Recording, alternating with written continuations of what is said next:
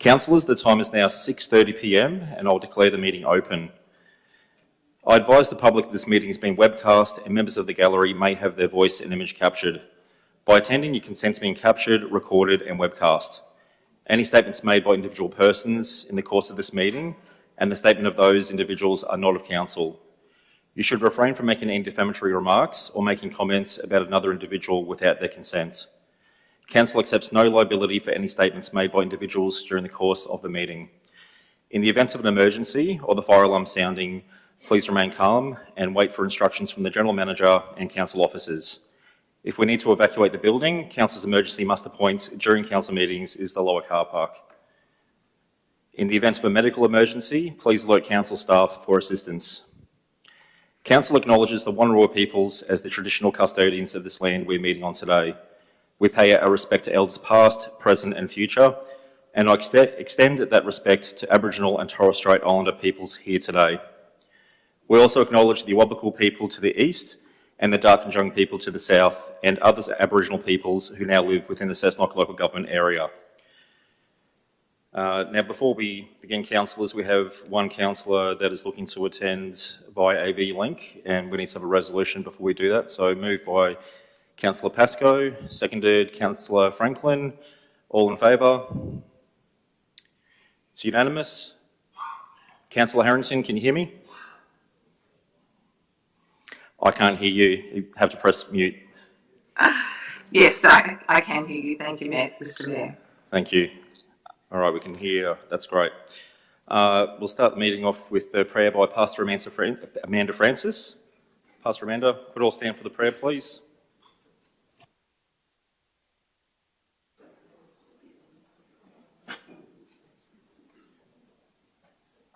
Thank you. Heavenly Father, we just thank you for this great city of Cessnock that we live in. Thank you for this brilliant day that we've had, for all that you give us. Lord, we just pray for wisdom. We pray that you would help us to do things that we're otherwise unable to do in our own strength, and that we might continue to be a blessing to one another. Most gracious God, we pray for the Council of the City of Cessnock, its members and officers. Direct their work and influence their decisions to the advancement of your glory and the safety and welfare of this city, so that peace, happiness, truth and justice and sound development may be established amongst us. Lord, we just pray for all the councillors here tonight. We just ask that you would continue to help them and encourage them, for all the staff members as well, Lord. We just thank you for our council, Lord, and the work that they do. In Jesus' name, amen. Thank you. Thank you, Pastor Amanda. Now, we do have one apology tonight. Councillor Palmelski is unable to attend, and we also have a leave of absence to note as well for Councillor Palmelski for the September meeting. Okay, so we'll move on to the... Oh, sorry for the leave of absence. So I'll move Hawkins, seconded Councillor Bangura. All in favour? It's unanimous. Confirmation of minutes. Under move, Councillor Lee, seconded Councillor Pascoe. All in favour? It's unanimous. Any disclosures of interest? Councillor Jerd. Thank you, Mayor. I am going to declare a non-pecuniary interest, less than significant conflict, for the reason to report, BN 20/2026, increased traffic impacts from the new preschools facilities at primary schools across the LGA. The reason is that my child does go to a school in the LGA. I choose to remain in the chamber and participate in discussion and voting, as the conflict has not influenced me to carry out my duty, public duty, because it won't impact my vote. I'm representing the community on a matter that they have brought to my attention. Thank you. Thank you, Councillor Jerd. Councillor Pascoe. Thank you, Mayor Watton, and thank you, Councillor Jerd. I am in the same situation. One of my children attends a primary school, but it would be a non-pecuniary, less than significant interest, because it wouldn't affect the way that we voted tonight. Thank you, Councillor Pascoe. Any other kids we want to acknowledge? Local schools? Okay, moving on. Any petitions? Oh, my apologies. Councillor Harrington.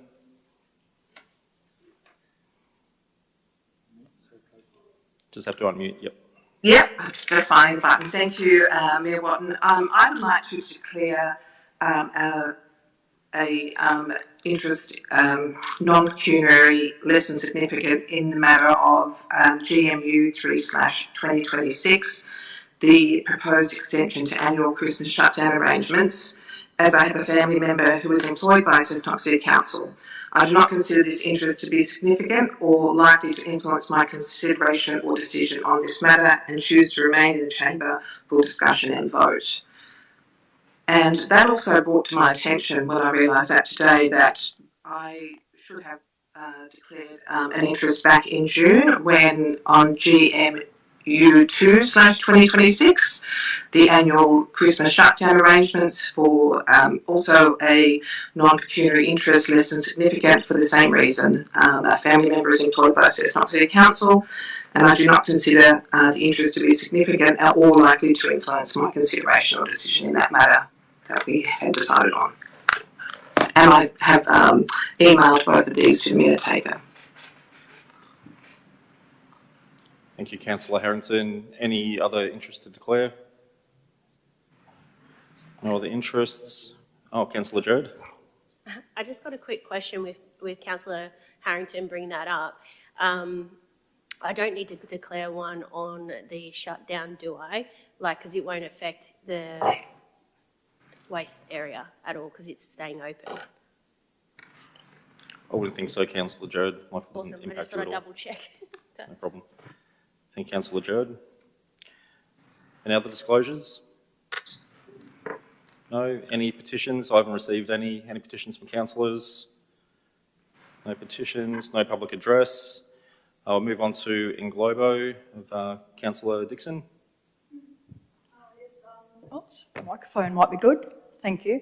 Council adopt the recommendations as printed in the business papers for those items, CC 60, CC 63, CC 65 and CC 66. Someone to second? Councillor King? All in favour? It's unanimous. Okay, now moving to notice of intention to deal with matters in a confidential session. So once if we have a resolution, we'll deal with this at the end of the meeting after councillor reports. So this is with regards to NI 3/2026. Sorry, our report PE 10/2026, the report from the Commissioner of Fire and Rescue New South Wales, and also report WI 11/2026, the project for addition to the operation plan, Branxton Greeter. Could I have someone to please move? Councillor Jerd, seconded. Councillor King, all in favour? It's unanimous.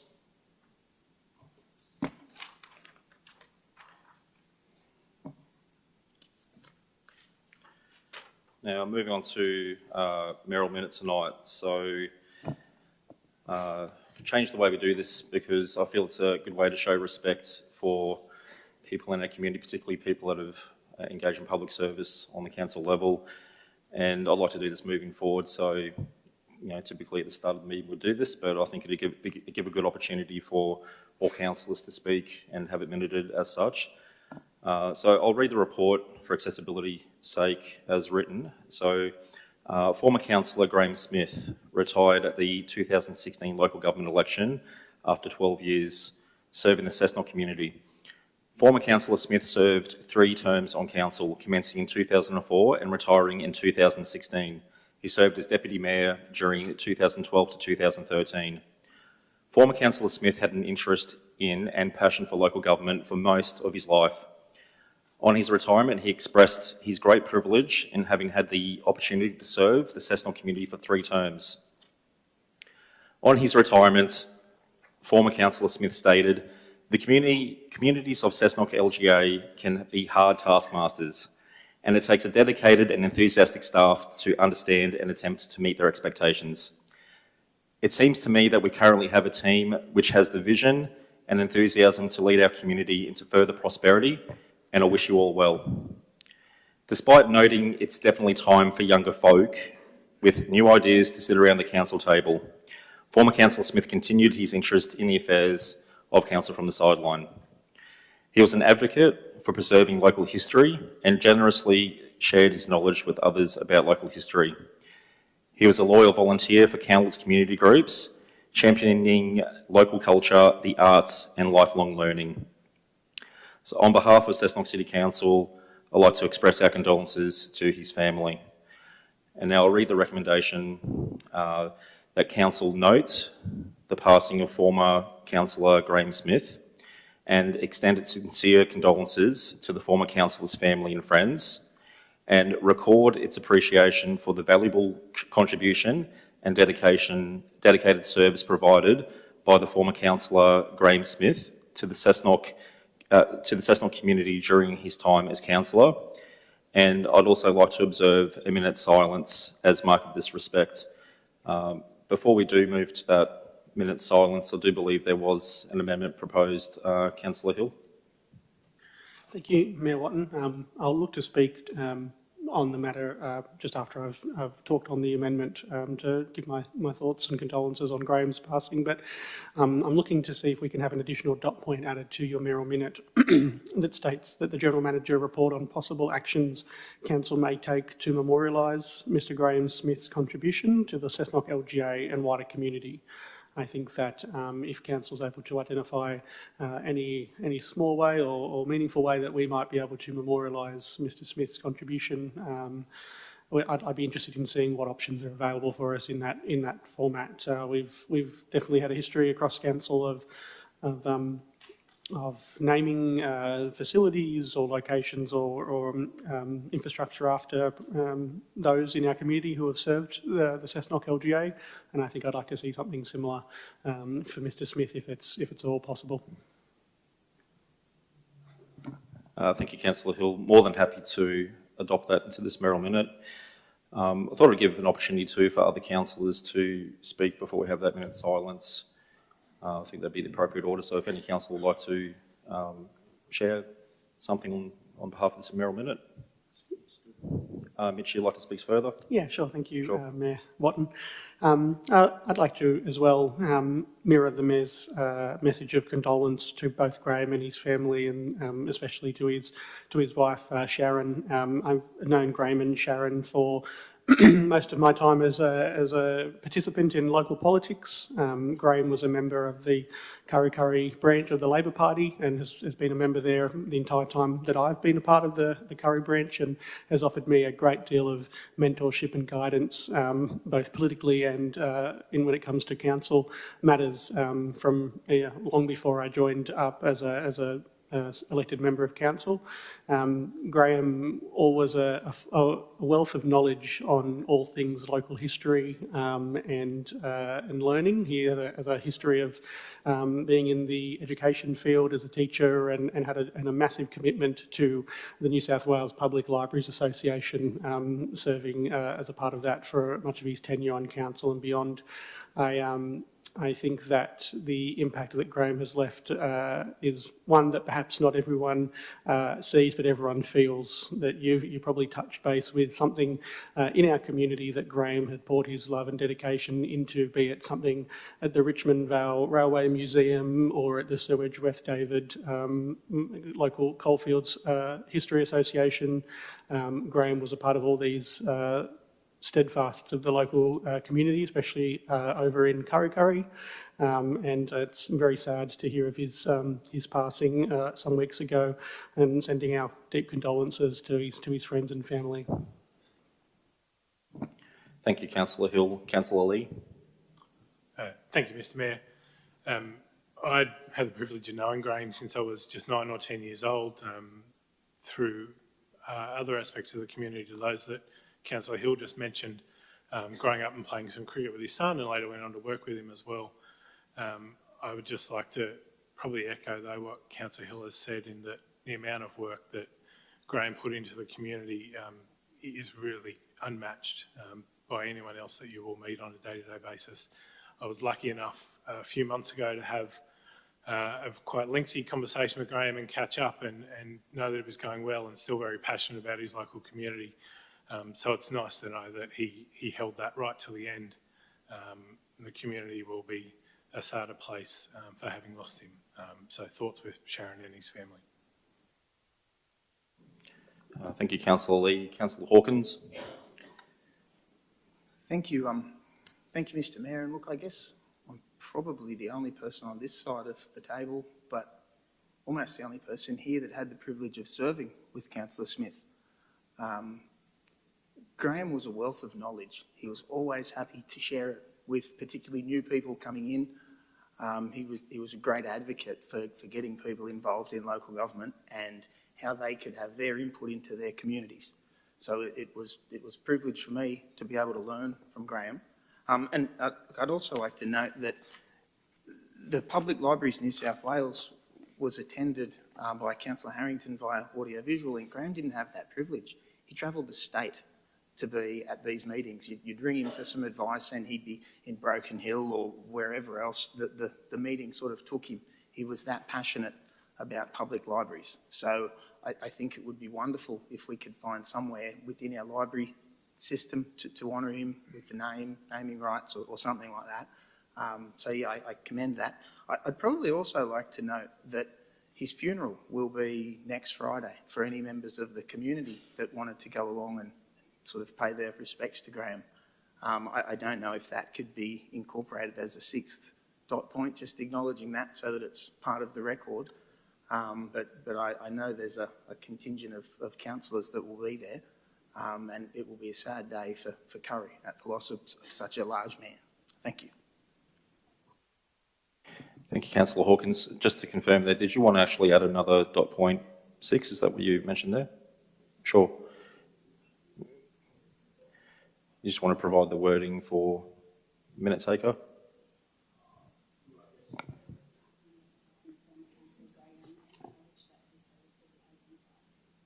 Yeah, Friday the 4th of September at 2 p.m. Is when the service will be at Curry Anglican Church. Okay, so if we could get that included as a dot point 6. Well, I guess the suggestion that it could just be tacked on to dot point 1, that we note the passing and that the funeral service will be held. I think if people wanted to go along and pay their respects. Friday, yeah, the 4th of September, 2 p.m. I think. Is that correct? 2 p.m? Yeah. Location. Curry.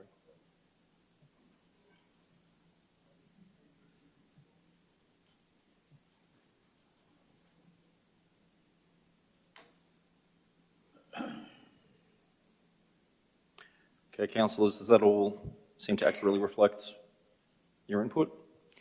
Or put it forward for a vote. All in favour? It's unanimous. Now I'd like to observe the minute of silence. So could we actually all please stand, if you can, for a minute of silence?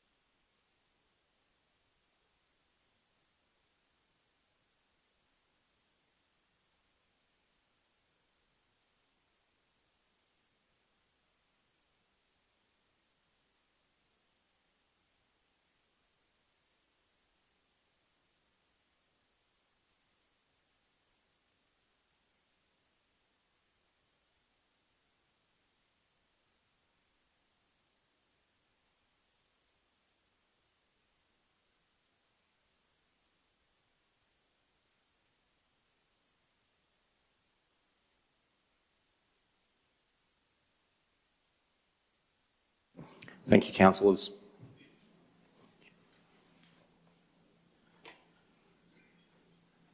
Moving on tonight, so is there any motions of urgency? There's been no motions of urgency flagged with me.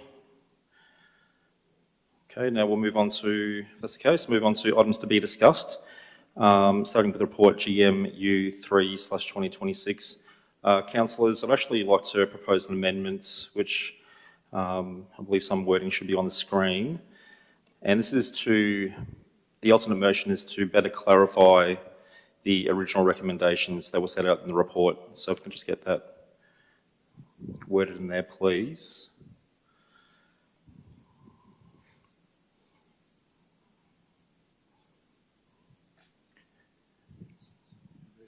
Yeah, if I could please, so the amendment is to better clarify the original recommendations.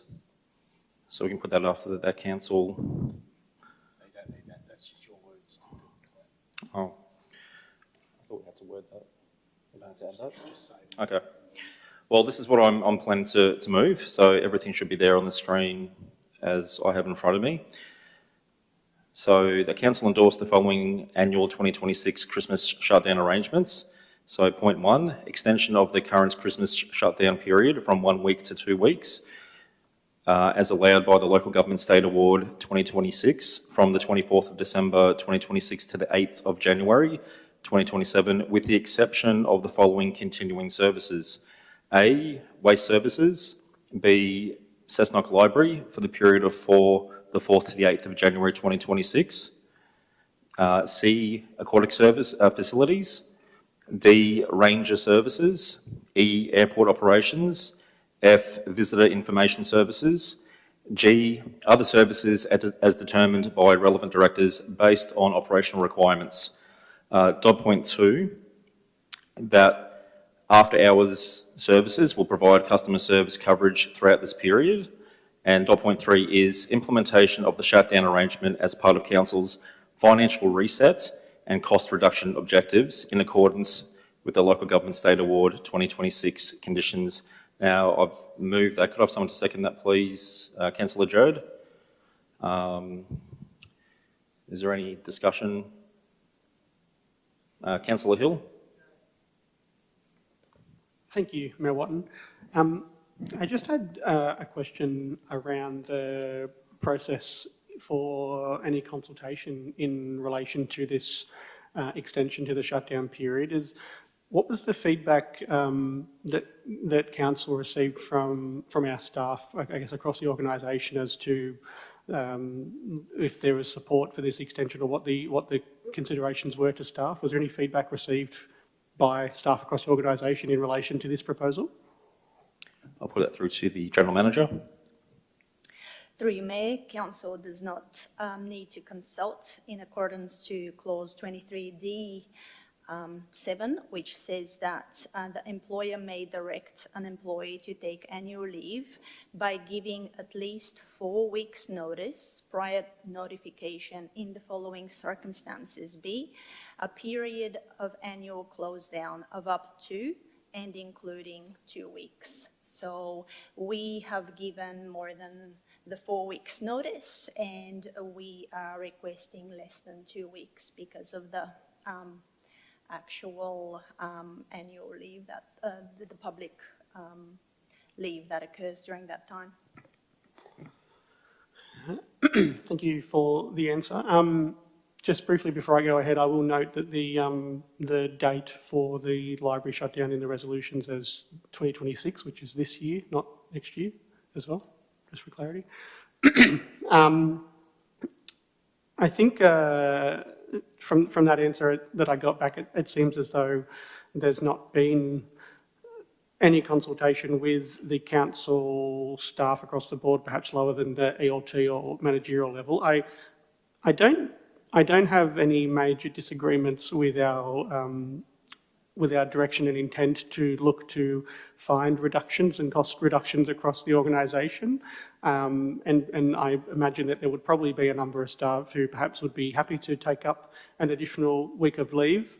But at the moment, I don't really have that information in front of me as a part of this current decision as to what the feedback may be from our staff across the organisation, and it's something that I think I'd perhaps like to have in front of me to understand what their thoughts are on it, and what to ensure that it's been thought through properly and discussed with our organisation across the board.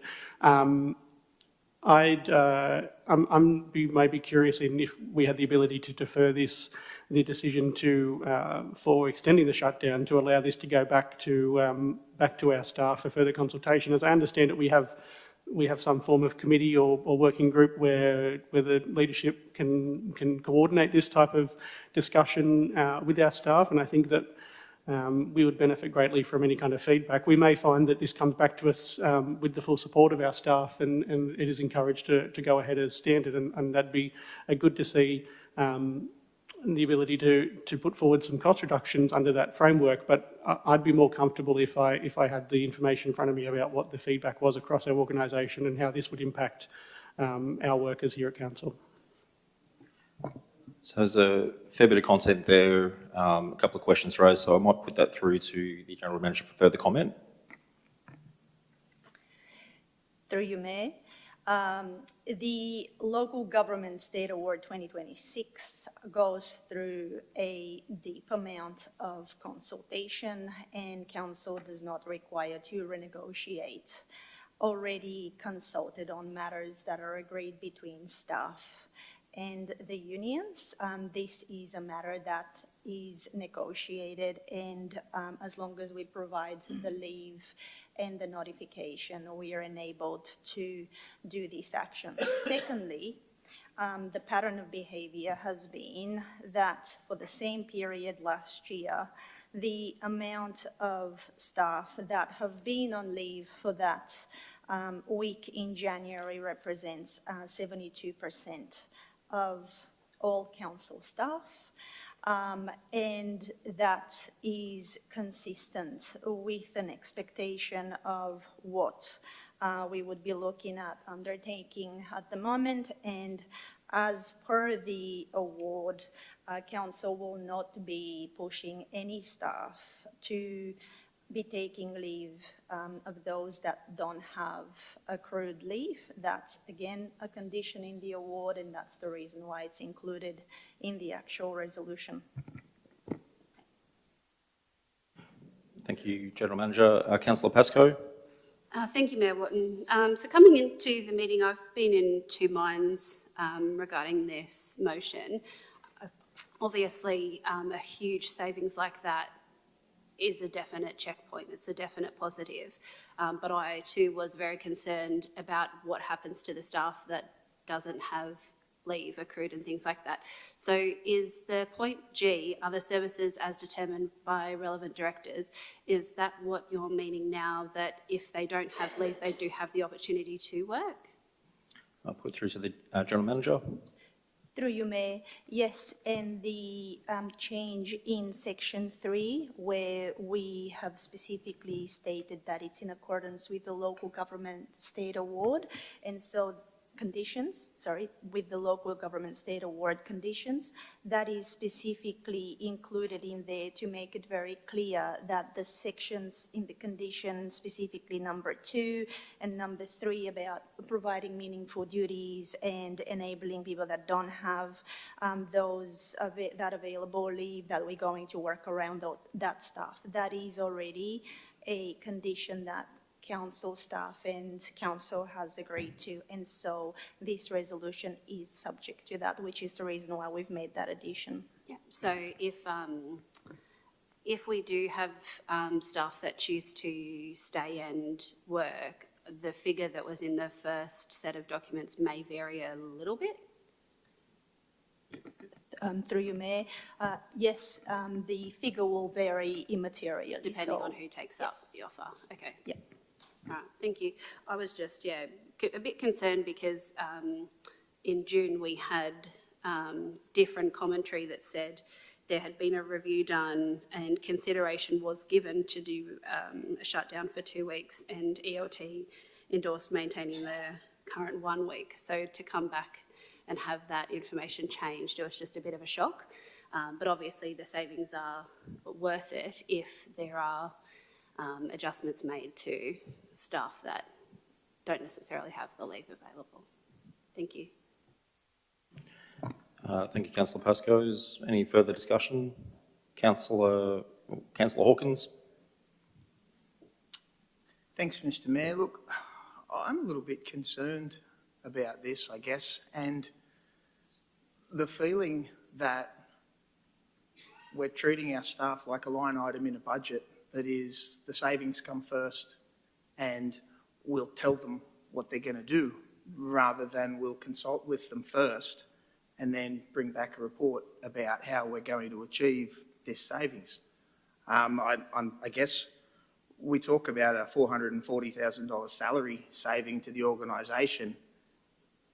That comes out of their leave entitlements, I'm presuming. So it feels to me we're concentrating on a number on a balance sheet rather than the actual effect on the overall organisation. People have planned around a 1 week shutdown, they've planned leave around that. They've planned their other leave throughout the year around how they're going to take it. And I guess I'm concerned that we now say, we're telling you how to have your Christmas holidays so that it can save us some money. And I don't feel that that's a good way to bring the staff on board. We're going to be asking for some changes. We're looking to find savings within our budget. I'm not sure this is a very good start. That is, I guess if it's a chicken or the egg sort of thing, do you have the consultation, bring it to us, the plan to us for endorsement, or do you bring the plan to us to endorse it and then tell the staff what they're going to do? I feel if we're already quoting the Act on what we're allowed to put on them, this is the notice that they're required, that's all they get. I think we're off to we're going down a funny sort of a path that numbers seem more important than people. So I won't be supporting this shutdown.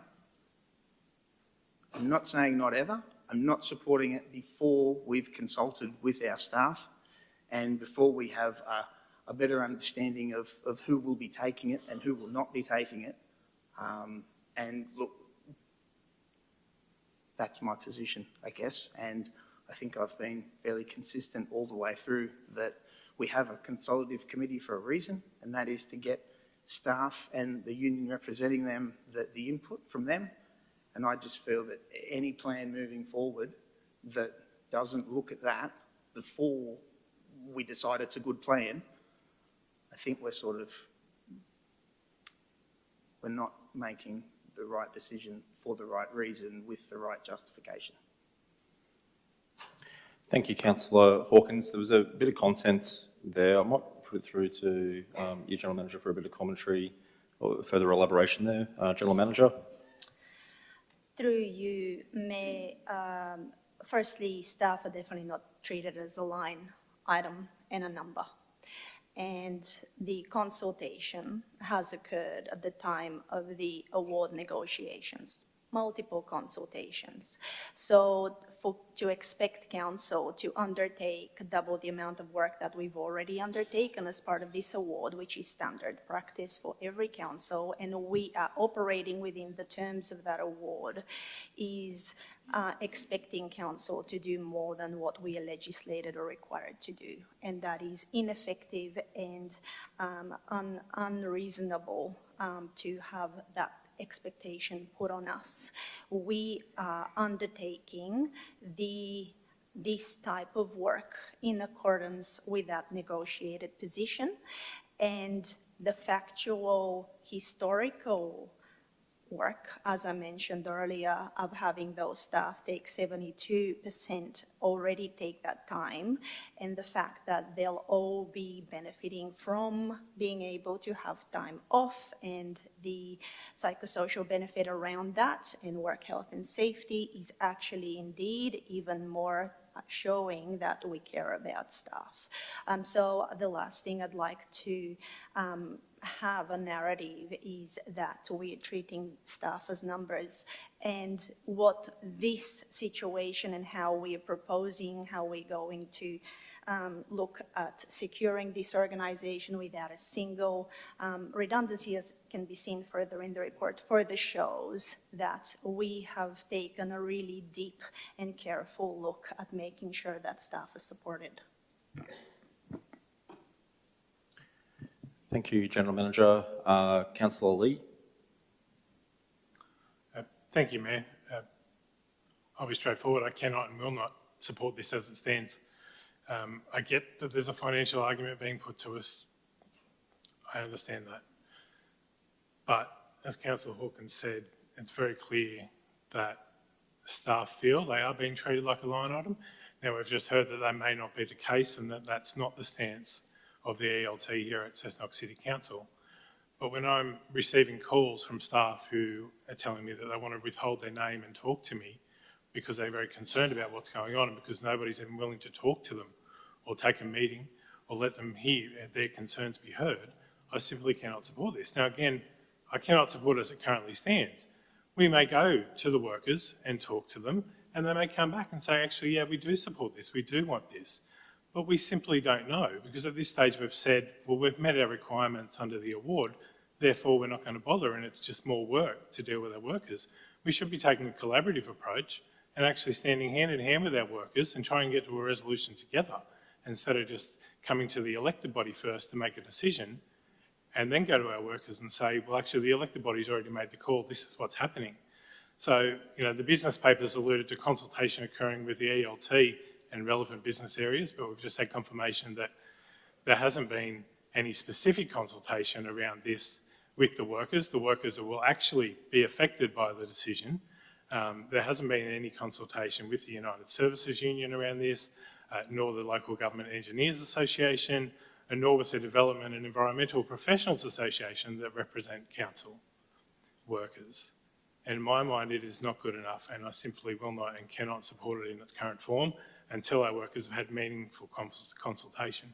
We just heard about the Work Health and Safety Act. Well, funnily enough, that also mentions consultation. And as someone who works with Safe Work and talks with Safe Work on a weekly basis about what meaningful consultation is, I can guarantee you that saying, well, when you negotiated your award or renegotiated your award, consultation happened there, therefore you don't need to talk to your workers anymore. And it's absolutely not the case under the Work Health and Safety Act, so I'm glad that was brought up.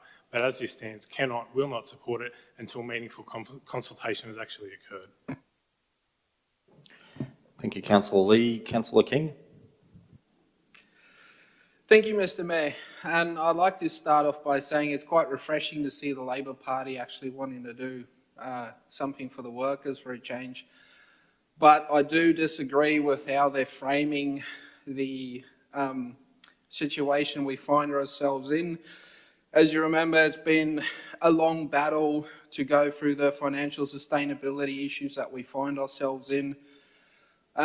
If I can point out, that is largely because of previous Labor councils as well.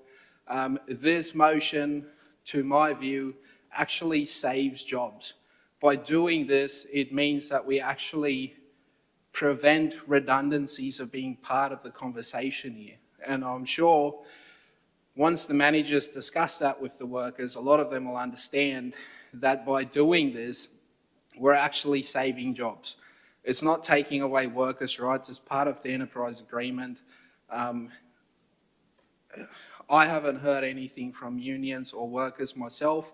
I wasn't aware that I'm actually allowed to talk to council workers, to be honest with you, other than the executive team.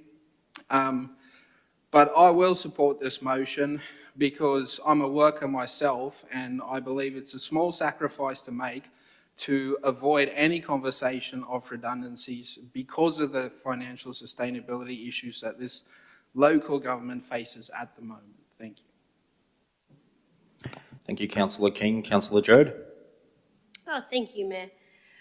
I actually was going to bring up what Councillor King said just then about staff being able to call councillors, because I'm pretty sure that that's part of their code of conduct, that they're not supposed to call us about matters like this. Can I get clarification on that? I am aware of that particular document and legislation. So who would like to take that? I'll put it through a general manager or, yep, the general manager. Through you, Mayor, Council has got a council staff interaction policy, and staff are able to, up to a manager level, discuss matters with council, but as per the interaction policy as adopted by council, further members of council staff are not expected to be discussing operational matters with councillors. Yeah, that's what I thought. Thank you. Because I mean, I've had that conversation before with being told that, you know, when we've done code of conduct, training and things like that, and it's been made very clear. So this was what made this one a little bit hard, because I can't normally I'd reach out to the community and say what you think about a matter, but today I can't really reach out to the staff and say, what's your thoughts on this, because I know of that policy being in place. So I find it strange that some people here know and some, like, I don't. 72% off last year, that's quite a huge number. So it doesn't seem like there's going to be a lot that would be affected if we do implement this tonight. And I mean, when I signed my contract for my work placement, it was very clear that we were off for 2 weeks. So I was very much aware of it, and I'm actually in a casual position, so I don't actually get paid for that. So I've got to be able to put away money for that 2-week closure over Christmas. And I tell you what, I don't know anyone that would complain, because I very much enjoy having the 2 weeks off over Christmas to be able to spend that time with my family. So I think there'd be a few people that probably don't get holidays at Christmas because there's too many that are actually off. So this allows more staff members to spend more time with their family at a very important time of year. Looking at the dates, though, it seems like it's only 5 days extra. Is that right? It seems like, yeah, it's only 5 days extra, and we're not forcing anyone to have holidays if they don't have the holidays. Is that right? Awesome. Thank you. Councillor Hill. Thank you, Mayor Watton. Yeah, I've already spoken. I'm simply looking to move a procedural motion to defer this report until the adequate staff consultation can be undertaken. Okay, so procedural motion to defer the report. Need a seconder for that. Councillor Bangura. All in favour? Councillor Dunn, Hill. Sorry, the Dunn, did you have your... Yep. Councillor Dunn, Hill, Lee, Bangura and Hawkins. Those against? Councillor Dixon. Oh, was it? Okay, sorry. So Councillor Dunn, Hill, Lee, Bangura, Pascoe and Hawkins. Those against? Councillor Dixon, Jerd, King, Franklin and Watton. 6 all. On you, casting vote. Casting vote. Councillor Harrison. So Councillor Harrison, you voted. I always forget to look at Zoom. I look to vote against deferring. Councillor Harrington voted against the deferral. Yes. Now up to you for a casting vote. Yes, yeah. And I'm using that casting vote to vote against deferring. Yep. So we're now back to the original motion. Yep. So moving back to the original motion. Councillor, question? Councillor Pascoe? Sorry, just before we do vote on it, I just want to be very clear in my thought process that even though we would be voting tonight to extend the shutdown period from 1 week to 2, it still would be like voluntary. Basically, if some staff needed to work, they still have that opportunity to, just to be 100% clear. Is that's what G and number 3 meant? That if they don't have leave, they have that option to work? Sorry, there was a lot of talk about awards and... I'll put it through to the General Manager. Through you, Mayor. As I clarified, we're going to follow the award conditions, and so staff that do not have sufficient annual leave to take the leave, we will provide meaningful duties, and we will also provide other meaningful duties. So we will work exactly to the conditions of the award. Did you have a follow-up to that, Councillor Pascoe?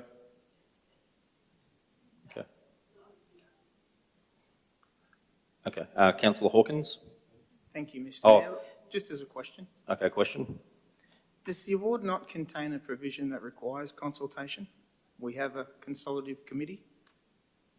I believe that's been touched on, but I'll put it through to the General Manager. Through you, Mayor, yes, the award requires consultation for significant change. This is not significant change, it's a condition of the award that has gone through robust consultation, and we are following it by the letter.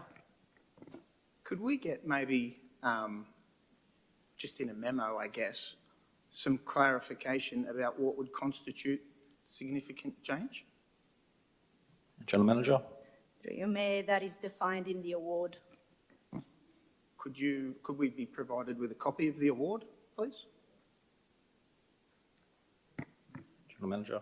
Through you, Mayor, that can be emailed, but just for the lack of doubt. Significant effects include termination of employment, major changes in the composition of operation or size of the employer's workforce or in the skills required, the loss of or reduction in job or promotion opportunities or job tenure, the alterations of hours of work, the need for employees to be retained or transferred to other work or locations, job restructuring. This is not that. Thank you. I look forward to receiving the document and I'll have a read. Thank you. Councillor Bangura? Yeah, my question is to the General Manager. Just want to know, if we vote tonight for this motion, does that mean that workers will be forced to take leave even if they don't want to?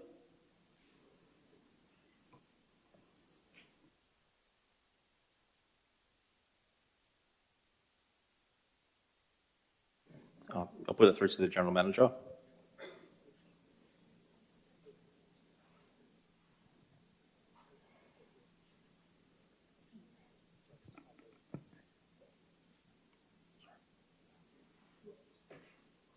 Through you, Mayor. So we're shutting down the admin building, and there are a whole lot of services that are provided there that we're not shutting down.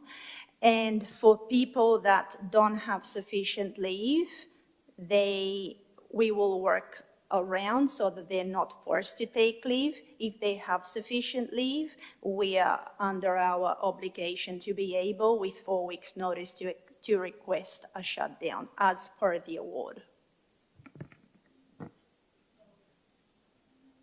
Sorry, just checking, is that already made clear to them that, you know, in an instance that if this goes on, this is the next option?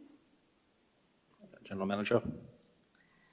Through you, Mayor, yes, they've been part of the award negotiations. Okay, well, unless there's any further discussion, we'll put this forward for a vote. Just before we do, can I just clarify it's approximately $440,000 saving to council, that's correct? General Manager?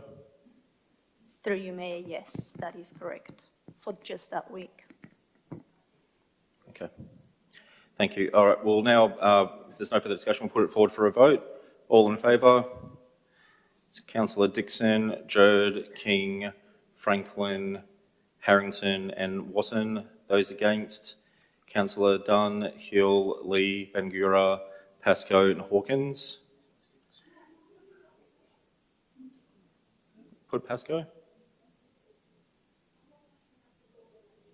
Oh, for the motion?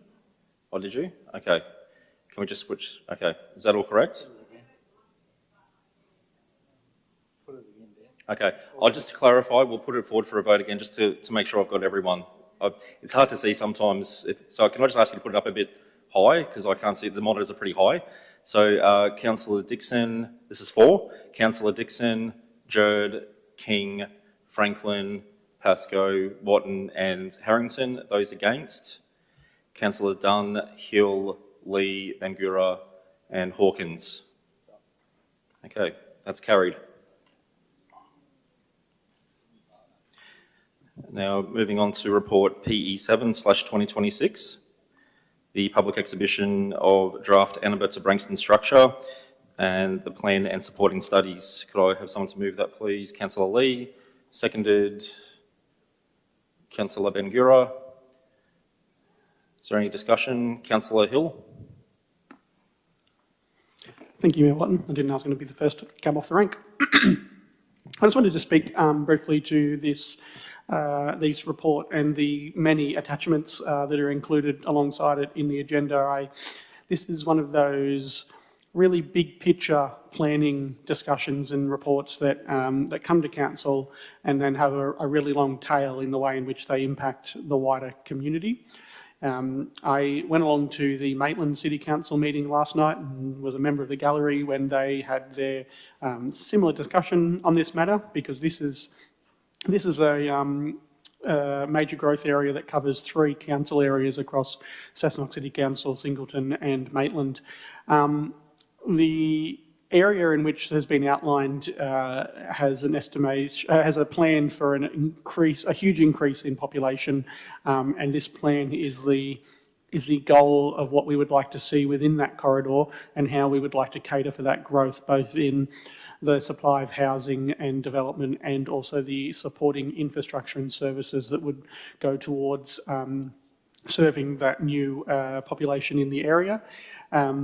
It's good to see that these studies are going out for a longer period of exhibition, across the 42 days, because it's a lot to take in, and I encourage any residents who have the opportunity to jump along to have their say on what they think about this area. I draw on a fair bit of historical experience for what can happen when these types of forward-thinking plans aren't put together. In an area where I live in Head and Greta, a lot of development was done patchwork across multiple years with no real overarching structure plan to identify what was needed for all of the new residents. This is the kind of thing that we hopefully would see rectify some of those types of issues, and I hope to see that we've learned from those errors of the past elsewhere in our LGA when it comes to this plan. I would also just like to perhaps make a comment or a suggestion through to our either our comms and engagement team or perhaps our planning directorate as to whether or not there's been consideration for organising a councillor discussion on this structure plan. I know that our staff across the 3 councils are often in contact with each other and working collaboratively, but unless councillors have picked up the phone to speak to their colleagues in the other LGAs, there's not really been any formalised group discussions for us to sort of hash out whether we agree with what's in the structure plan and what we think might work better or worse in different areas around the LGA. So if there could be some, I guess, some commitment to perhaps investigate that option. Otherwise, I'll be encouraging councillors to try to go along to similar sessions in other LGAs as well and try and share our thoughts, because I think it's a really important long-term plan that will have a long-reaching effect far in the future when none of us are here in council anymore. Thank you, Councillor Hill. It sounds like you're trying to organise one big giant Teams meeting. Councillor Dixon. Thank you, Mr. Mayor. I find this proposed development quite concerning. The population they're talking about over the 3 LGAs will be 177, roughly, 1,000 people, 68,000 homes. In Cessnock, 26,000. That's approximately 52,000 new residents to our LGA. When I Googled how many residents in our LGA at the moment, it's just over 71,000, and that will bring our population to over 123,000 people. My main concern is that that's not the only development that will be in Cessnock. There's new estates going up everywhere, and I just feel that we're going to destroy the Hunter Valley, and like the Hunter Valley is supposed to be open land, farms, vineyards, and here we want to put another 26,000 homes on top of what we're already building already. And I just always wonder, where are all these people coming from? Like, we're building all these homes, not just our LGA. If you have a look around Maitland, On the, like Central Coast, everywhere you go, they're building all these new estates. So where are all the people coming from? But we need another 26,000 homes, another, on top of already the homes we're already building in the area. In my lifetime, I've never seen anything like it, where all of a sudden we're building all these homes for all these people, like another 52,000 people. Like, that's a lot of people. I just doesn't seem to compute to me why we have this need to destroy our farmland and our vineyards and just the whole aspect of what the Hunter Valley represents to build all these new homes. Anyway, I'll be very interested to see, I do agree that it should go on public exhibition, and I hope that everyone does a submission and really look over the plans. Be interesting to see what people have to say, what they want for the future of the Hunter Valley area. Thank you. Thank you, Councillor Dixon. Is there any other discussion?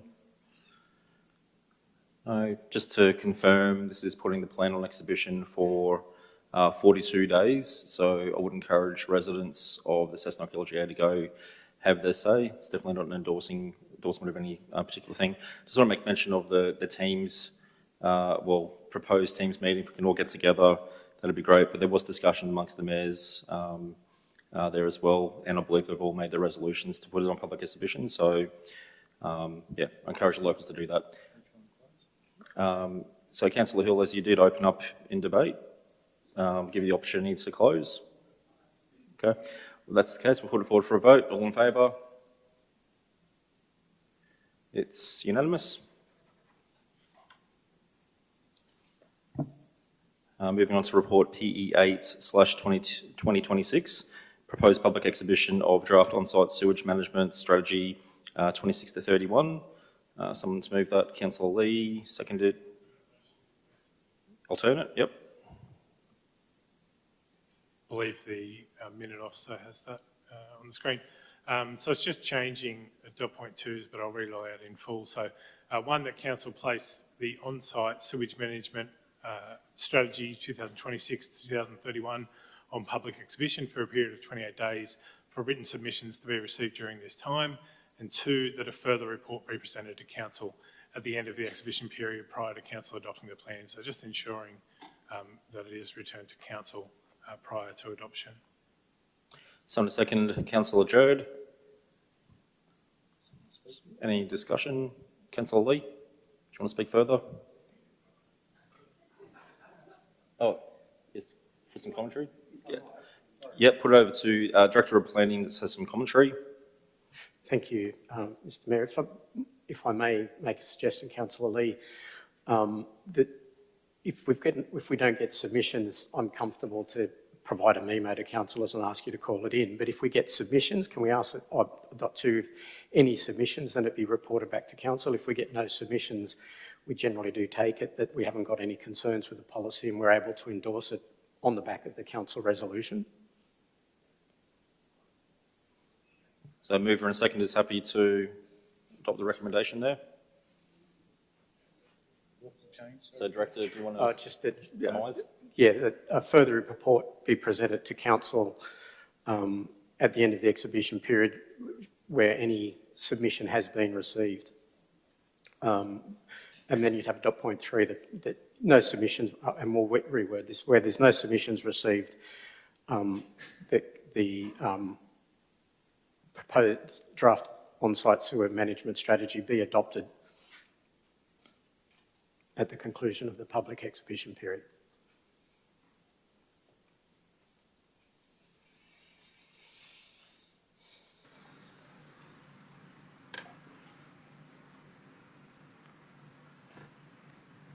Okay, just to confirm, mover and second is happy with that wording. Okay. We'll now put it forward for a vote unless there's any further discussion. No, put it forward. All in favour? It's unanimous.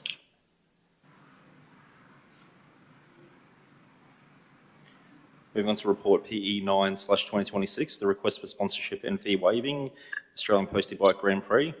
Councillor Harrison, just got the speaker on there. Thank you. Councillor. Yep, move recommendation. Councillor Hawkins moving, seconded. Councillor Hill. Speaking, Councillor Hawkins. Look, thanks, Mr. Mayor. I'm happy that council provide this support to this event. It's a fantastic event. It's in its 10th year, I think. Was this the 11th year? And it's well received by the community. It's something that is it's a fairly obvious thing that we should get behind. So yeah, I think I'd like to thank the committee for the work they put in. These sorts of events don't just happen overnight. They're it might have started out as a concept on the back of a beer coaster, and wouldn't this be a fun idea? But a lot of work went into getting the original approvals, and a lot of work goes in each year to staging the event. So thank you to the committee for putting it together. Thank you to the volunteers that are already involved. I guess a shout out to more volunteers to getting involved. These sorts of events can always do with an extra pair of hands. So I think if this is the part council can play in helping the event, then I think it's wonderful. And I look forward to, finally, it's on a weekend when I'm not working. So I look forward to being there this year. Hopefully we can have some nice weather. It poured down rain last time I was able to get there. So hopefully it'll be another roaring success. So thank you very much to everybody involved. Small crashes when it rains. Councillor Hill. Thank you, Mayor Watton.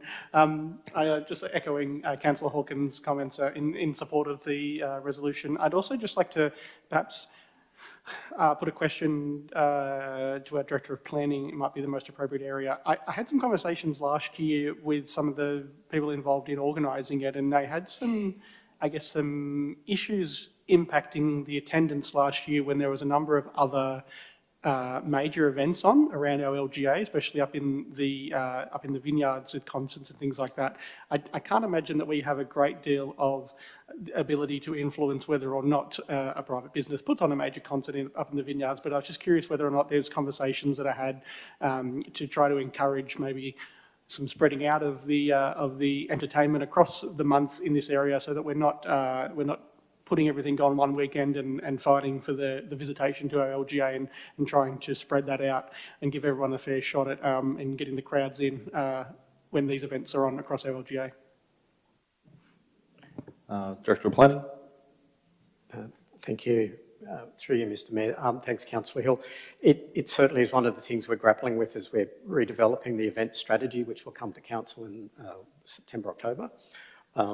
A busy calendar. What we are doing with there's a new person that's taken over, the Postie Bike, is looking at running an event ourselves that will be located within their event area, so that you've actually got that attraction, and then we'll look to rebrand what was Crush and look to a different date. But that coordination of events across weekends to not clash is one of the key areas that we're working on with event organisers and through that event strategy, which will come to Council.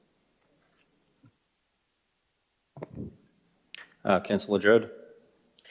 Thank you, Mayor. I just realised I probably should have declared an interest on this one.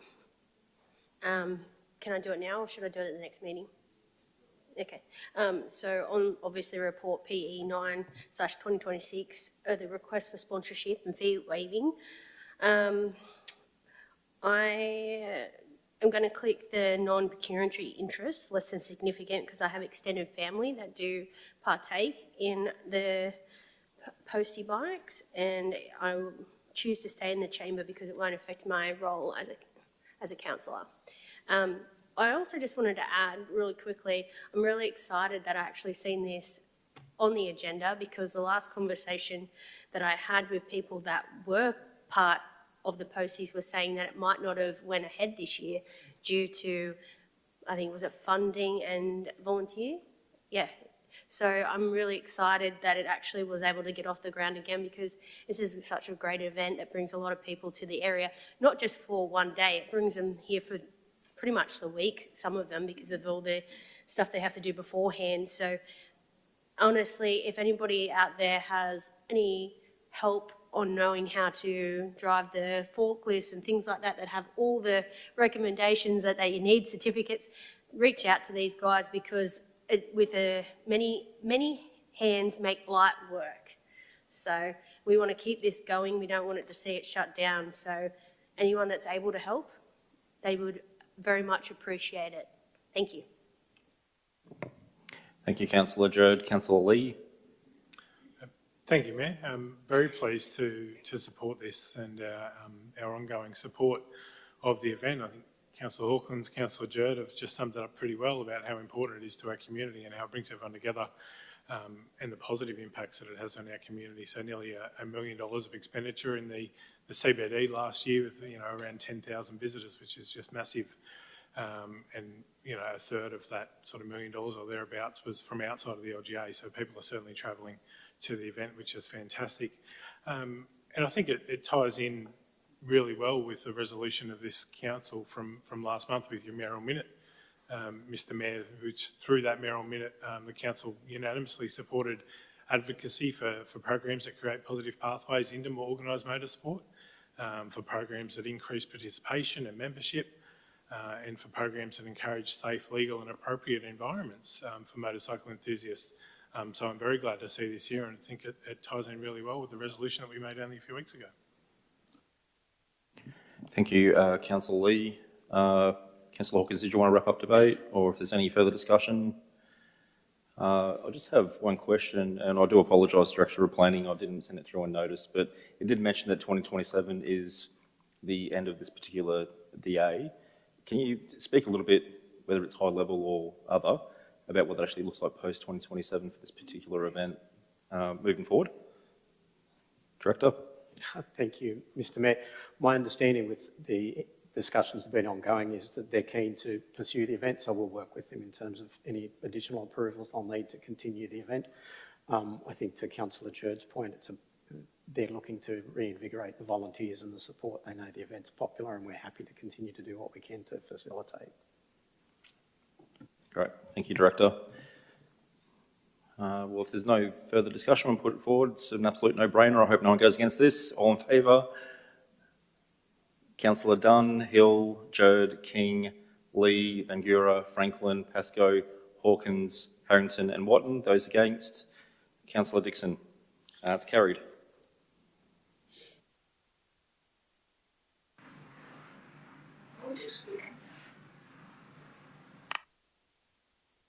Okay, thank you. Just make sure the report's up on screen. Report next is CC 61/2026, Baddeley Park Licence Agreement. Could I have someone to please move that? Councillor Harrington. Now, just reading there, you have an alternate motion there, Councillor Harrington. Yes, thank you, Mr Mayor. I do, which I forwarded to the minute taker and all councillors, but at lunchtime today, I received a memo from staff addressing some of the issues that were in that alternate motion. So could I ask the minute taker to please remove all of point 5, because that information was provided today to councillors in an all-councillor memo. But may I get clarification, am I able to forward that councillor memo, it didn't say confidential, onto the Cessnock Dog Club and Cessnock Hockey Club representatives who have been in touch with me about this issue and those questions? I'll put it through to the Director of Corporate Community. Councillor Harrington, if it was a question from you in relation to the council report, it should already be on the website. There was, from memory, there was nothing in it that couldn't be passed on to the two user groups, irregardless of whether or not it's related to this report. Perfect, thank you. And also to the minute taker, I just wanted to change the wording on point 6. So just to begin point 6 with request that following consultation with the users of Baddeley Park. Just repeat that again, please, Councillor Harrington. So to begin point 6, that following consultation with the users of Baddeley Park, a report will be provided to Council to consider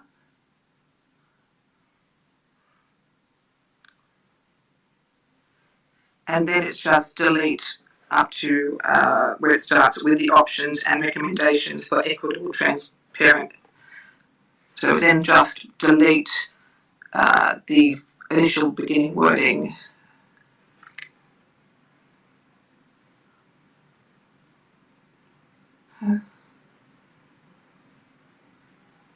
Or maybe would you like me to read the whole thing out? Would that be simpler? We can get a seconder first, and they can speak to the motion if we've got someone to second. No. Councillor Jerd, second. Yep, you can go now, please, Councillor Harrington. Okay. I think point 6 is not quite correct though.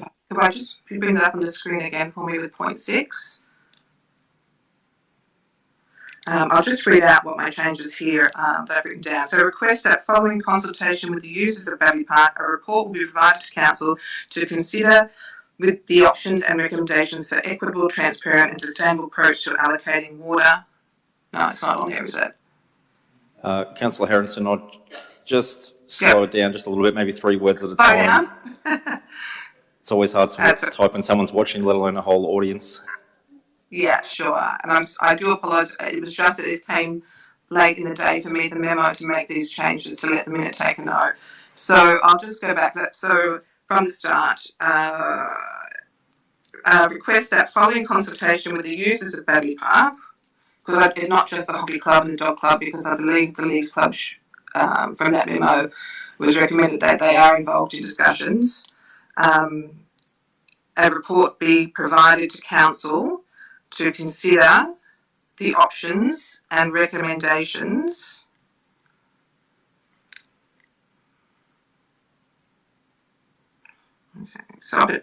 recommendations for an equitable, transparent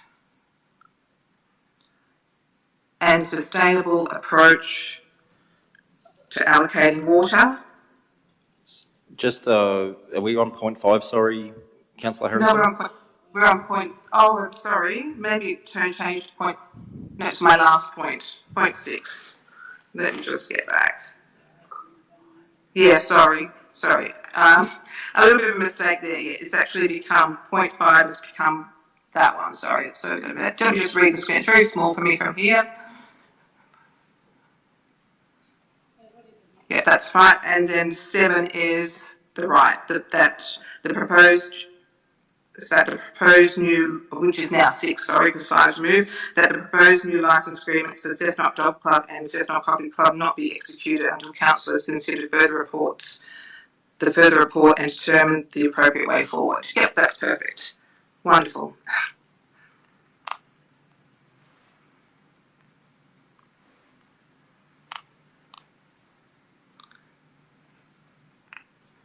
So we're just going to give the minute taker a minute. Absolutely.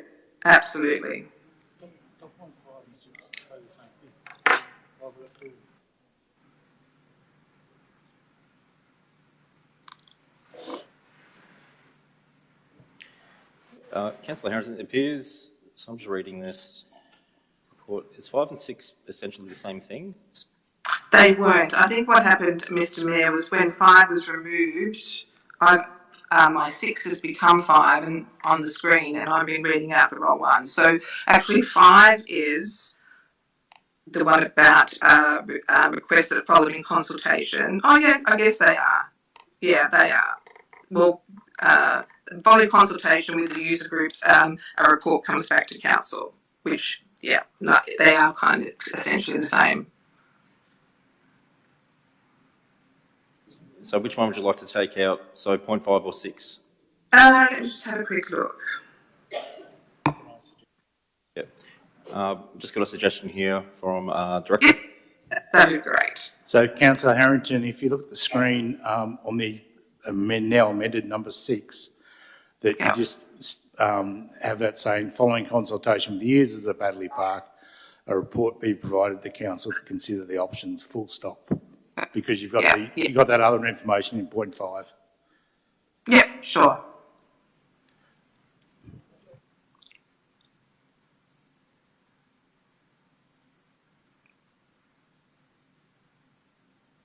Okay, thank you. So just to confirm, are you happy with what's on the screen as written? As long as it makes it clear that that the licence agreement won't be executed until these reports have come back and council has had time to consider, which was part of that part 6. Yeah, I believe that's definitely clear. I believe the Included? section's clear. Perfect. Okay, so we'll need to have a seconder for this to make sure that we've got the right. So Councillor King. Question, Councillor King. Thank you, Mr. Mayor. Sorry, I just noticed, dot point 6 only mention, sorry, it's users. Never mind. I thought it's the dog club in specific and the hockey club that mentioned. Sorry. Not all users, yeah. So just confirming, are you happy to second? Okay, Councillor King second. So Councillor Harrington, would you like to speak to the motion? Yes, thank you, Mr. Mayor. I just want to begin with a question before I speak further. I'm just interested to know from staff what consultation has occurred with users of the Baddeley Park since this council endorsed the previous motion at the 17th of June ordinary council meeting. So what consultation has happened between then and now with those club users? Okay, put that through to the CFO. Thank you, Mayor. Just for clarifications, what consultation has happened since the notice of motion? Is that correct? Yes. From the June 17th meeting until the report or the agenda was released for this meeting.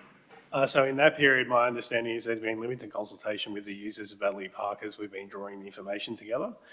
Certainly prior to the notice of motion, we had numerous representations with them to try and work out a way to rectify the water situation.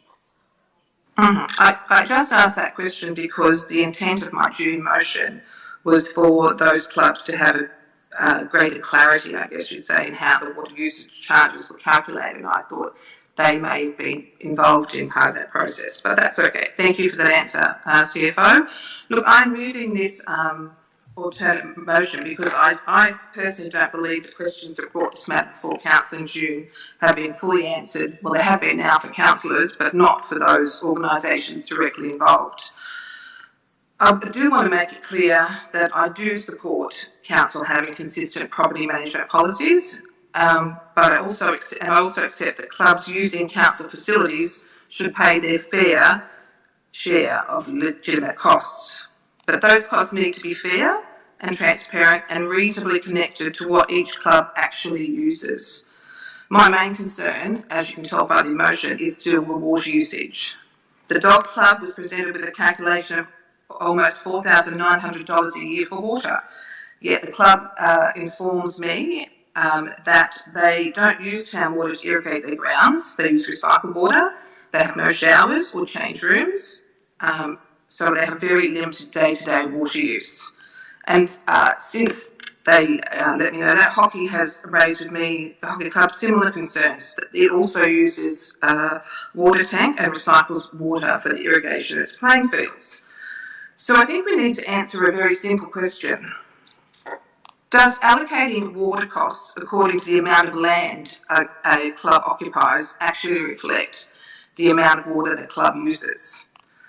For argument's sake, let's just imagine that we double the land size of the Cessnock Dog Club tomorrow. So nothing else changes. There's the same number of taps, the same facilities, the same recycled water arrangements, and exactly the same amount of town supplied water is consumed. But yet under our methodology, using a land-based area calculation, the dog club share of water bill would increase just simply because its licensed area had increased. They would be paying more for water without using one extra litre. And equally, if their land size halved, they would be paying less and still using the same amount of water. So this demonstrates the problem that I'm asking council to examine. That the size of a piece of land itself does not tell us how much water is being consumed on that land. Now, so it's not about giving clubs a free ride, it's about making sure that they pay their fair share of legitimate costs rather than an arbitrary share of costs generated across a much larger sporting precinct. And I understand that the Baddeley Park scenario is probably, I assume, I'm assuming, not a regular thing. We have a field there with 2 water meters and 5 different sporting organisations using water. I just don't know, and I don't believe that the size of the land can dictate what they should be paying in terms of usage. So this alternative motion doesn't reject our current policy, management policy. It just asks us to make sure that we're applying the policy, is fair and transparent and reasonable. So I'm just asking to talk to the clubs, have a look at the methodology we're using. There were some suggestions given in the memo today, which I won't raise now, but we're probably better alternatives than the land size being the method for calculating water usage. So look, I know this is an important issue to these 2 clubs, service clubs that do, and sporting and service club, I guess, that do a lot for our community, and I just think that it's worthwhile us taking the time to discuss with them and find a more equitable way of sharing those costs before we make them sign a 5-year lease agreement, locking them in to those charges. Thank you. Thank you, Councillor Harrington. Councillor Hill. Thank you, Mayor Watton. Keeping to the topic of the report in regards to these lease agreements, it was interesting to read the report provided to us by the council staff, which included some background on alternative cost allocation methods, separate, I guess, to the existing currently adopted policy. I was curious, one of the dot points indicates a possible alternative of reverting to licensing under provisions of the superseded policy, and speaks to the way in which that operated, which either gave permitted licences to be granted to non-for-profit groups at 50% of market rent, with council absorbing 100% of the site-related costs and maintenance, or alternatively licensees would pay a nominal licence fee and accept responsibility for 100% of all site-related costs and maintenance. Now, the report does indicate that many years of these types of arrangements did see lots of non-for-profit local groups electing to pay the nominal fee, but then subsequently failing to fulfil the routine maintenance obligations, which culminated in council itself being exposed to significant financial risks. I'm curious whether or not there is any information that may be able to be provided to councillors as to what, I guess, a possible renewed version of that policy may look like, wherein we are able to more frequently review whether or not clubs may be, or not-for-profit groups, I should say, keeping to these expected levels of maintenance at local facilities while maintaining that nominal fee. And I'm curious how the costs that were brought in by those nominal fees, and I guess the offset of maintenance costs under these agreements, whether that benefited council or would benefit council if executed appropriately. In speaking to a number of the clubs who either have or may be going to undertake this review process, many of them speak to the history of their care and maintenance. Now, I'm sure, as the report states, not every group maintained their facilities to the same standard. But I'd be curious whether or not we were able to investigate that as an option to consider for a possible amendment to the policy. I think that having that information and trying to identify whether or not that we would still be able to recover some financial benefit by delegating the maintenance of this to these non-profit groups, or whether or not perhaps in this day and age it's just become too complicated and too regulated and too difficult for that to be undertaken. That's the sort of information I think I'd also be interested in seeing. I don't think that needs to be a part of any additional dot point or any additional part of the motion. I would just like that to maybe be brought up at the next Strategic Property Committee or included in these reports that Councillor Harrington is calling on, because we've been going at this for a little while now. I agree in principle with the idea that council can't keep footing the bill for the entire cost of all these facilities that our community that uses, because in the end of the day, it is our ratepayers that are footing the bill for these facilities, whether they're using the facilities or not. I'm trying to identify and come to a level that is equal and fair across the rate base, and I'm not sure that we've been able to hit the mark in the execution of the current policy. But yeah, I'm happy to hear any information back from council if there's anything on the cards like that. Thank you, Councillor Hill. Is there any further discussion? Councillor Pascoe. Thank you, Mayor Watton. I just have two quick questions. Is Baddeley Park the only location that we have this issue with justifying the water usage costs? Or are there other venues like the Basin and things like that that have this sort of agreement in place?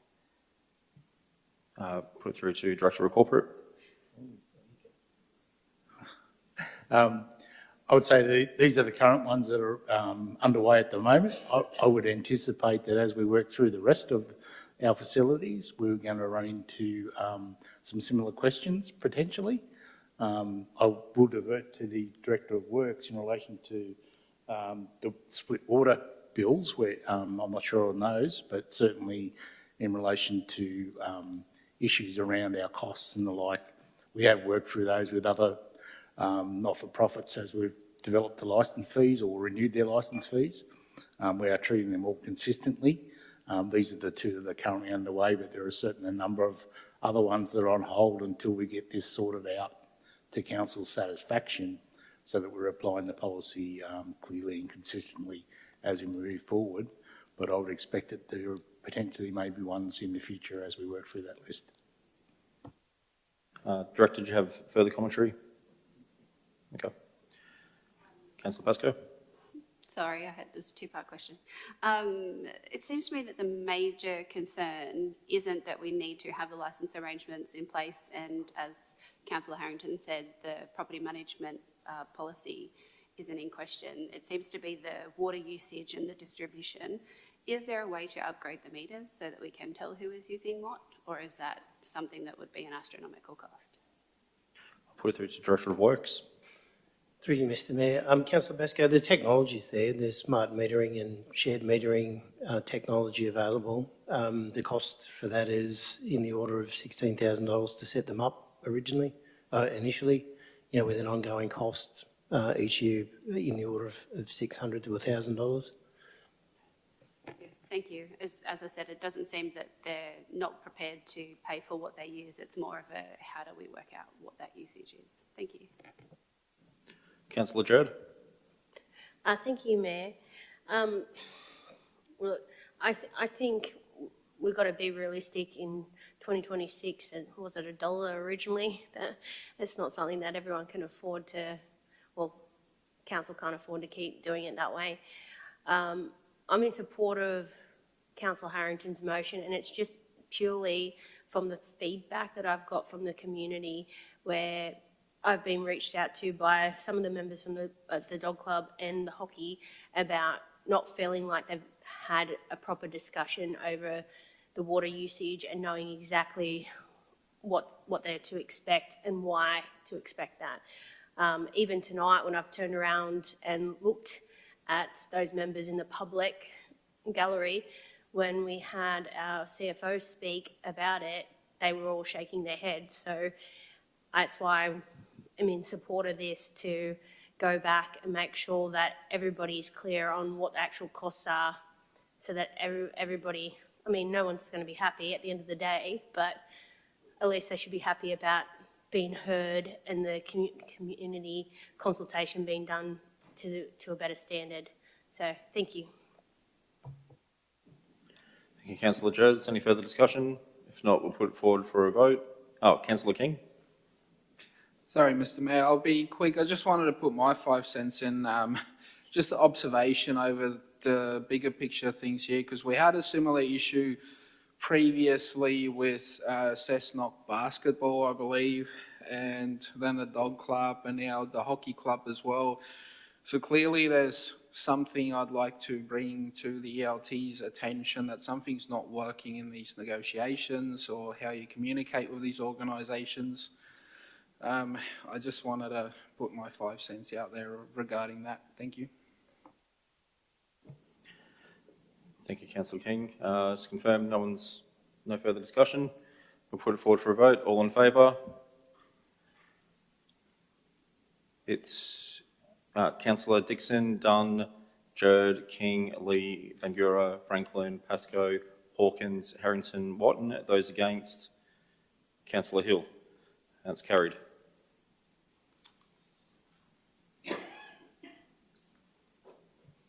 Okay, moving on to the next report. Just wait till it's up on the screen. No, CC62. Thank you. So moving on to report CC62/2026, proposed motion to local government New South Wales regarding fair value accounting for infrastructure assets. Could I have someone to please move that? Councillor King, seconded Councillor Jerd. Is there any discussion? Councillor King. Thank you, Mr. Mayor. Look, I think I want to support this motion because it's how the accounting system works for the assets that's on council's books is a little bit strange to me. To demonstrate, I'd like to ask a question to the General Manager, if that's possible. Could you tell us if new roads are built, does that get added to council's asset register, which then has depreciation added to it year on year? And with that, is there a market for roads? So, for example, if we don't want a specific road like Wallumbye Road, is there someone we can sell the road to? Before I go to the General, I love the way you're thinking, but I'm going to put it through to some technical advice from the General Manager. Thank you, Councillor King. You're correct. There isn't a market to sell it. It does go on our fixed asset register, and the reason why there is depreciation is because we use that as our renewals. So when we look at the renewals ratio, there is a requirement to spend 100% of your depreciation on renewal assets. And so while depreciation is a non-tax item for most businesses, it isn't for council. So there is a place for depreciation, but I think the core of this is that there isn't really a place for fair value because we don't get anything as a future revenue source now and use future expenses. We just have current cost and we should maintain current expenses. Thank you. I just want to finish off by saying, because I'm not intending to promote the sale of any roads, I was just trying to make the point that it's been classed as an asset for council, where usually assets like land or shares or something, there's a market, you can sell the asset and get a return on. Roads for council is actually a liability. So to, class it as an asset to me is a bit silly. And I was trying to use that example to kind of highlight why I think this is a really good motion to put forward to the local government in New South Wales. And I hope the rest of the councillors can support it. Thank you. Thank you, Councillor King. Any further discussions? Any questions? Can I just to, I guess, further clarify a question to the General Manager? What we're effectively saying here is that if we were to replace a pool or for account to our pool as it is right now, we have to replace it, has to be for a new pool or a better condition pool. Could you just expand a bit more just so the general public understands a bit more context about what this actually means? Because it seems like this is such an easy fix for local government to do, where we don't have to rely on any more grants or funding to come into our accounts. So I just wonder if you just break it down a little bit more about what that actually looks like for like, and what that means. Through you, Mayor.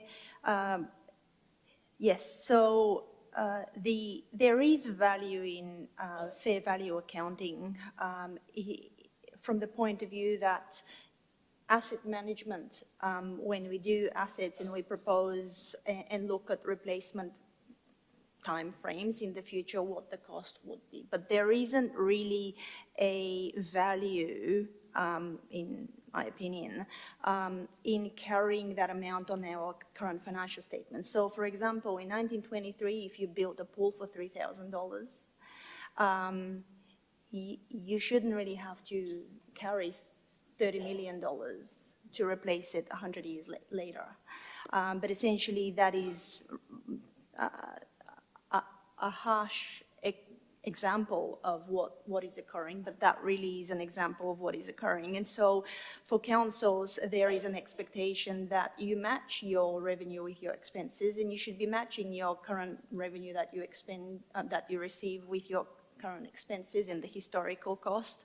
And so in this particular situation, a lot of the financial sustainability issues across all councils in New South Wales are significantly impacted by the fair value accounting framework, which is not physical cash that had been costed onto councils, but it has definitely impacted $840 million over the past 8 years on all of councils' books. And for us, if we didn't have to do that, we will have a $2.9 million benefit on our bottom line just from what we would have had for the past few years. So this is a no-brainer in terms of how also the sustainability looks and the bottom line looks for us. Yeah, thank you, General Manager, because again, not from an accounting background, and you try and understand and explain it to the community. I definitely couldn't do any better than that, obviously. So if there's no further, Councillor Hawkins. Thank you, Mr. Mayor. Look, sorry. So there's a problem with the accounting method, not necessarily our asset renewal strategy. General Manager. Yes, that's correct. Yeah. Thank you. Okay, well, there's no further discussion. We'll put it forward for a vote. All in favour? It's unanimous. Let's wait for the next report to... Yep. So now moving on to report CC 64. It's the monthly financial report. I'll someone to move that. Councillor Jerd, second Councillor King. Someone to speak. Councillor Hill. You're happy to go first if you want. No problem. No stress, thanks. Thank you, Mr. Mayor. I guess for a little bit of context to the audience in the gallery and those listening at home, this is what is our normal monthly financial report item that we normally adapt, but in this instance, it includes a large number of financial changes to our budget, or an update to our budget that you may have seen some discussion about online or talked about in the previous weeks. I generally am in support. I would like to acknowledge, I guess, the large amount of work that's been put in by some of our staff in putting this together quite quickly. However, I feel it lacking in some finer detail in the report to help me make my decision, and there's at least one section in the report that I might like to highlight some concern with. One of the sections talks about a decrease in budgeted materials and contracts expenditure of $8.4 million. I'm curious that the report is not entirely specific about perhaps where those costs come from. It seems like a large amount of money to be saving. Can I perhaps put a question either through you, Mr. Mayor, to the General Manager or to the Director of Works? Do we suspect that the reduction, say, within materials and contracts will be resulting in any reduction in services or maintenance across our works departments? Director of Works. Through you, Mr Mayor. Councillor Hill, there's not intended to be any reduction in services as a result of this change. Thank you. My other point that caught my eye a bit reading the report was in regards to the additional revenue. It's talked about on page 140 of the agenda. I'm not sure whether or not there's been a similar type of increase in correspondence to other councillors, but in recent weeks, especially in Ward D, I have found an extremely large increase in number of representations made to me from residents who have been receiving parking infringements and fines in areas where perhaps they've not been receiving them previously, or they've not seen the rangers in the area before. I stated to these residents that, and they often share my opinion, that we're all in support of the enforcement of the parking requirements around our LGA. However, they've been curious to try and identify with me what has been driving this increase, because many of them have been parking in particular places or taking particular actions that have not seen infringements in the past. The increase in revenue is listed as also coming from a large amount of compliance activities, which I imagine has been attributed to this increase in infringements being made. And while I'm supportive of our council officers enforcing the appropriate legislation and restrictions where they can be, I don't feel as though including this increase in revenue as an ongoing structure of our financial stability is looked kindly upon by our ratepayers. They often mention to me that they feel as though this recent increase in fines to them feels as though it's revenue raising. And in reading of this report that we're highlighting an increase in revenue and identifying it in relation to an increase in compliance activities, it's very difficult for me to have these conversations with residents and not make that link. I think that perhaps in other areas there are more savings to be made. I don't know that I am fully in support of directing our council to pursue an increase in revenue specifically through this mechanism. And that is coming quite strongly from the feedback I'm receiving from ratepayers, especially in my ward. And I just wanted to make that note in relation to this report.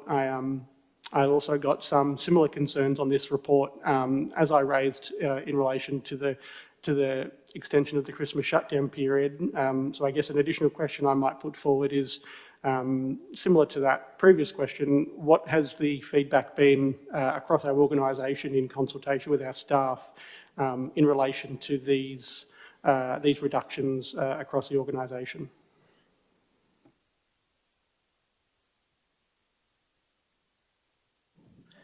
So, Councillor Hill, there was a few questions in there, I believe. Was there a question for staff in particular, or was it? Sorry? Okay, I put it through to the General Manager. Through you, Mayor, there hasn't been a rollout of an increase in compliance matters before this report is being put up to council.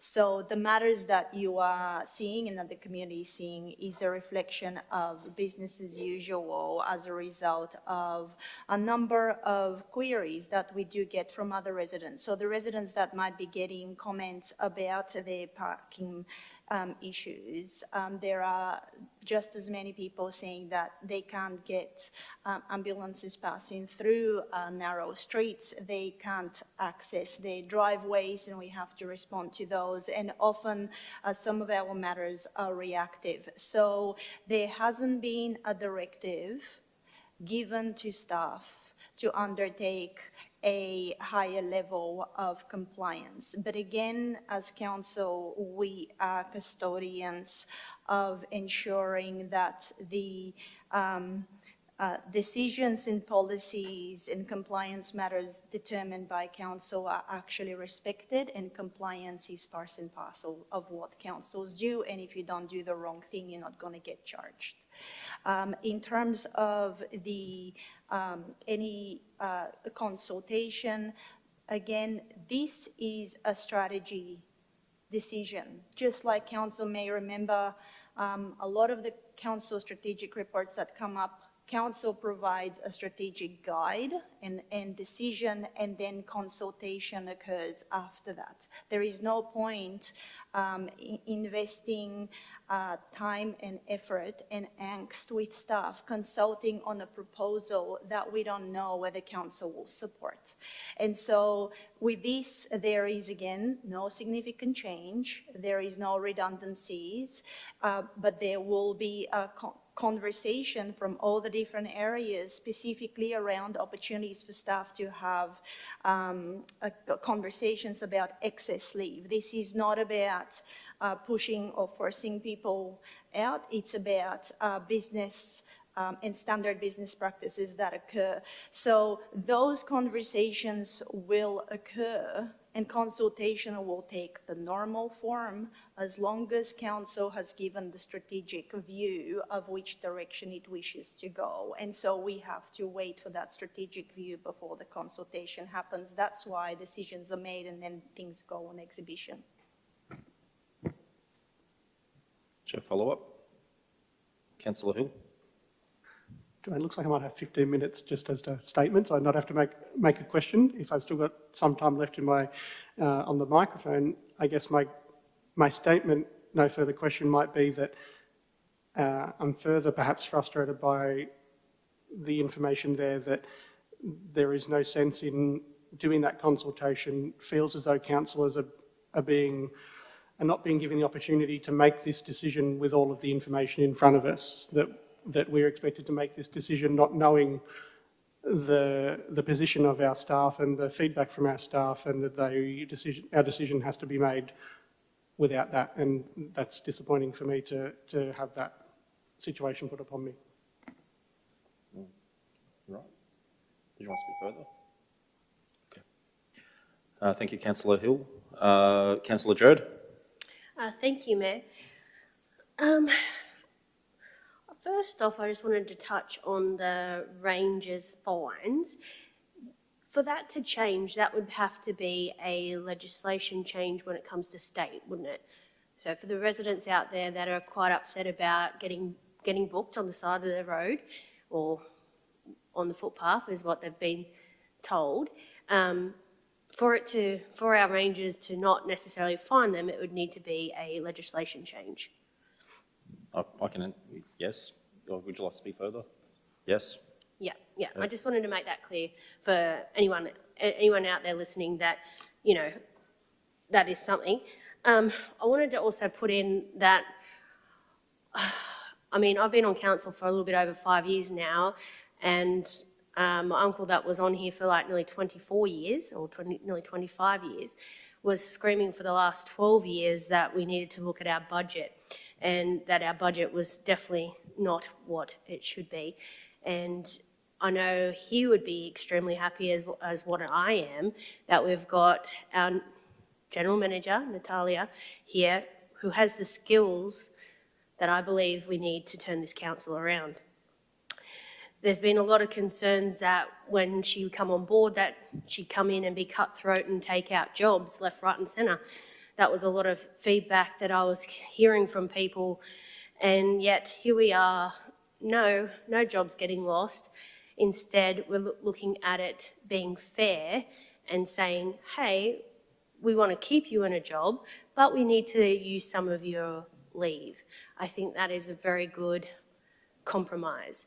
To see some of the other ways that we've saved money, what is this? A decrease in materials and contracts of 8 million plus. Like, that is huge. Then we've got a decrease in budget of expense of another 430,000, a decrease in the budget depreciation expenditure of over 3 million. Like, we've been asking for this before the SV to make changes. so that we actually were lowering our can't get that word out. Can't even get it out. So I'm so glad that this is actually coming to council so people can see that we are really trying to make a difference. And I mean, it does suck with the community seeing the rangers, them getting booked and stuff like that. And it seems like at the time it's very much together. But I want to encourage those people to look at state legislation and let's get some changes there. Thank you. Councillor King. Thank you, Mr. Mayor. I kind of feel like this is the moment where I say I told you so. Because during the whole special rate variation process that we went through, we were told that the only way to get out of this hole that we dug ourselves into was a 40 or near 40% increase to slug the ratepayers with. But what a great result this motion is before us tonight. It shows, which I knew, if someone was willing to work constructively, roll their sleeves up and actually do the work, there is things internally that we could have done before we stuck our hands out to the ratepayers. This is what everyone in the LGA expected us to do before we went to them with the SRV proposal. So it's a bittersweet moment for me at the moment because on one hand, I'm glad we're finally getting there. But on the other hand, it could have been a completely different outcome if we've done this in the first place and then actually reassessed what kind of special rate variation was required after that. After I can go out to ratepayers and actually tell them, look, I know that we've done every single thing we can. There is nothing else that council can do themselves. We have to ask you for a rate increase. That would have been a better sell. My opposition has always been against, without changing anything, business as usual, just give us more money and we can continue working. So I do realise there is some significant uncomfortable decisions that has to be made moving forward. That was always going to be the case, especially after the special rate variation was knocked back by our part. Now we're in a position where you have no choice. We have to do things like this. And I also would like to reiterate again that there's a $16.5 million saving here in front of us with not a single redundancy. This is outstanding work in my eyes because only a couple of months ago we were told we're doomed, the sky's going to fall down if we don't do the 40% increase, and here we have it. So thank you very much. Thank you, Councillor King. Councillor Bengura. Yeah, my question is to the GM. Just want to know, because we did not get through with the rate rise, does that mean we're going to make that money through the parking fine? Because I've got a few residents reaching out to me. One resident said to me, look, I've been parking my car here for the past 20 years. I've been living in this LGA for God knows how long and never got a fine. The same spot, I got a fine. And the fine, they can afford to pay it. So is that the best strategy at the moment for us to, increase some of our revenue? General Manager. Through you, Mayor, I wish we can raise $16.5 million through parking fines, but we can't and we're not proposing that at all. The parking fines amount, and it's not only parking fines, but it's all compliance, is a due responsibility of council. That is what councils do, just like police do their bits. That's what council do. We can't pick and choose what part of our job we do. But the compliance revenue is approximately 400,000. So that is a tiny move of the 16.5, and council has got a well-documented financial concern, and council has an obligation to have and consider everything and put everything on the table. Councillor Bengura, did you have a further follow-up? Just another further question. So I do understand that, yes, we have to go ahead and raise revenue for the LGA. But with the parking fine, for someone that have been living there for the past 20 years and all of a sudden everyone's getting hit, is there a possible way to at least, educate or, send a warning or inform the community that, look, this is going to be happening and, be aware? Is there anything in place? Because this is just all of a sudden, everyone's getting hit. Yeah, thank you, Councillor Bengura. I'm going to put it through Director of Planning. I do know there's been a series of social media posts, communication, and obviously Councillor Jared referenced the legislation that we need to follow as a council, but I'll get some more feedback from Director. Thank you, Mr Mayor, Councillor Bengura. The more recent, and there's been a couple of areas, were the subjects of complaints. We don't doubt that there were people that were long-term parking illegally. Once we got the complaints, we've acted on those, and there are a large number of people that have not been doing the right thing and continue not to do the right thing. I would make the point that this is, as the General Manager has, this is across both parking, development compliance and the environmental health. So it's a mix of revenues that come from both business as usual as well as a focus in the development compliance and environmental compliance area, not just the parking space. We have, and I think it'll be continuing for the next several weeks, ongoing social media posts about that, and we will expand that into the broader compliance area so that people understand that. I would make the point that we've moved the name from compliance to regulatory services to try and avoid that notion that it's just about the big stick approach. It's certainly not, but in the circumstances of the parking fines, I can confirm that they were, the areas that we're dealing with at the moment were subject of a number of complaints from community members. It wasn't a targeted approach beyond getting the complaints. Thank you, Director. Councillor Hawkins. Thanks, Mr Mayor. Look, I guess a simple question is, have we employed additional rangers? Will we talk Director? about? We've sought recruitments on the back of the staff vacancies that we had in that area to get to full complement. We're yet to get to full complement of those that were already approved as part of the EFT for that area. So I guess if we've got more rangers out there, it's more likely people will see them and they'll be available. There is more activity in terms of we've one additional at the moment, but we've asked them to be more visible to make it more obvious to people that they're around, so that you hope that people change their behaviours before the fine needs to be issued. Yes, and I guess we're expecting additional revenue associated with that. I guess another question I have is that we've included here an increase in the value, the Commercial Waste Management Centre. Is that a reference to WI 10 that we're to consider next? We've got a nodding director, so yes. Would you, Director? Through you, Mr Mayor. Councillor Hawkins, yes, that is.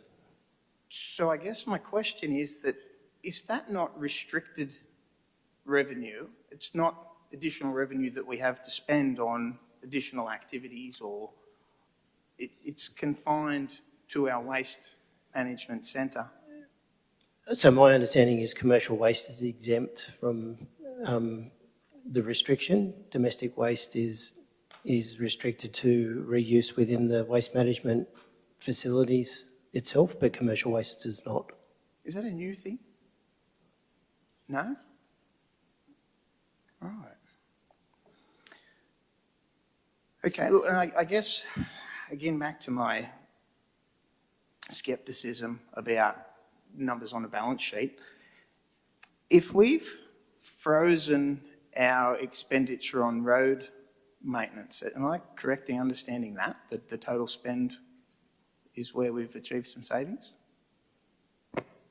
Director.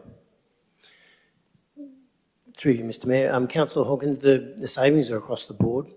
There is materials and contracts that have been reevaluated through looking at last year's budget and this year's budget and the work activities associated with that. If I use an example, I've lost my train of thought, I'm so sorry. Sorry. You're right. My simple question, I guess, the next question would be, what has road material gone up by? What has the cost increased in the last year? Yeah, thank you. On average, 4%. 4%. I think 5% the previous year and 4% this year is the increase in material costs. Yeah. So increase in staff costs will be, is it 4% this year as well? I believe 4% is in the award for staff costs. And then we would have, obviously, everybody has an increase in fuel costs and travel expenses, given the current global oil situation. Yeah, that's generally captured within that 4% cost. I mean, there is an anomaly with the fuel prices, particularly earlier this year, but the expectation is that balances itself out over the financial year. So did you say we've frozen the total spend or not? We're going to increase? I can't exactly find here where the saving was. And I thought we were told that we just capped the level of spending at last year's spend. That's So correct. That's correct. We've looked at last year's budget and aligned this year's budget with last year's costs. Yeah, so I guess my concern is that when we look at it, a line item on a spreadsheet, if we've frozen the total number, yet our input costs in materials and labour and other costs have increased, we're going to get less work done this year. I know if I want to spend the same amount of money on groceries this year than I did last year, I have to put less in the basket, I have to do less. So I suppose my concern is, rather than concentrating on this year's budget figure, the long term, the bigger picture is going to mean if less road maintenance this year, that will translate into further deterioration of our road assets and a larger cost in future years. In 5 years' time, we'll be measuring the maintenance we reduced 5 years ago. Have our asset renewal team, I guess, had a lot of input, and how are we going to manage that situation?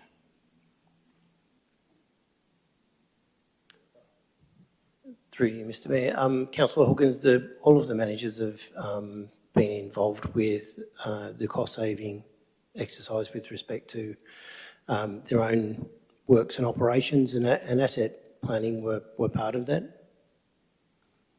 So there's a strategy to do more with less? There's also efficiencies that have been looked at as part of ongoing business improvement. If I use the example across open spaces, there's efficiencies that have been identified with mowing crews and how they undertake their mowing activities, particularly in our open spaces area. So with that comes savings, and that's being trialled as we speak. Yeah, okay. Look, I also, I guess, have a concern with the term active management of employee leave liabilities. We're talking about, again, a line on a budget that we're reducing those liabilities, but that is at the cost of our staff's leave entitlements. That I think, again, we're putting the cart before the horse. We're expecting a saving through active management of these things, but it really is putting pressure on staff to take leave they otherwise wouldn't have taken. And I guess I'm going to get the same response that if it's in the award, we're allowed to do it.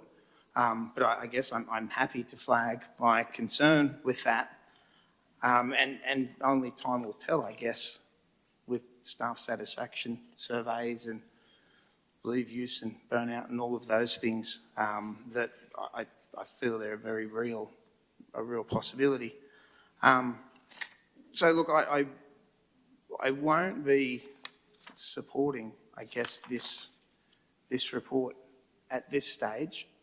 I don't want to be looking back in 5 years' time saying, gee, we did well that year, but it has been long-term detrimental. I'm not convinced that reducing our road expenditure or maintaining our road expenditure when costs are increasing, I don't think anybody stood on a platform of vote for me and I'll do less roadworks for you. But essentially that feels like what we're trying to say to people. Thank you, Councillor Hawkins. That's time. Typically the chair doesn't really enter debate, but you touched on a couple of things that I'd like to touch on. You mentioned that no one really wanted to run on a campaign, some will do less. I ran on a campaign, so I'm going to fix the budget because the budget needed repair. And so we looked at every single option available, and that budget was in disrepair and need repair since going back as far as 2019. But you mentioned big picture, and I'd like to talk about big picture, and that you can reference yourself there in that meeting, Councillor Hawkins, going back a few months, where you mentioned that it was proposed or it was discussed that a potential SV was needed. But to move forward and to talk about big picture, I want to ask a question of the General Manager. If we don't take option A, presented to us right now tonight, what does option B look like? C, D? Could you just speak a bit more to that, please? Through you, Mayor. I mean, Council shouldn't be surprised in knowing that there is a financial sustainability crisis. The IPART rejected SV, and Council is expending and living beyond its means and has been for many years. And that's why since 2020 it has accumulated over $130 million in deficits.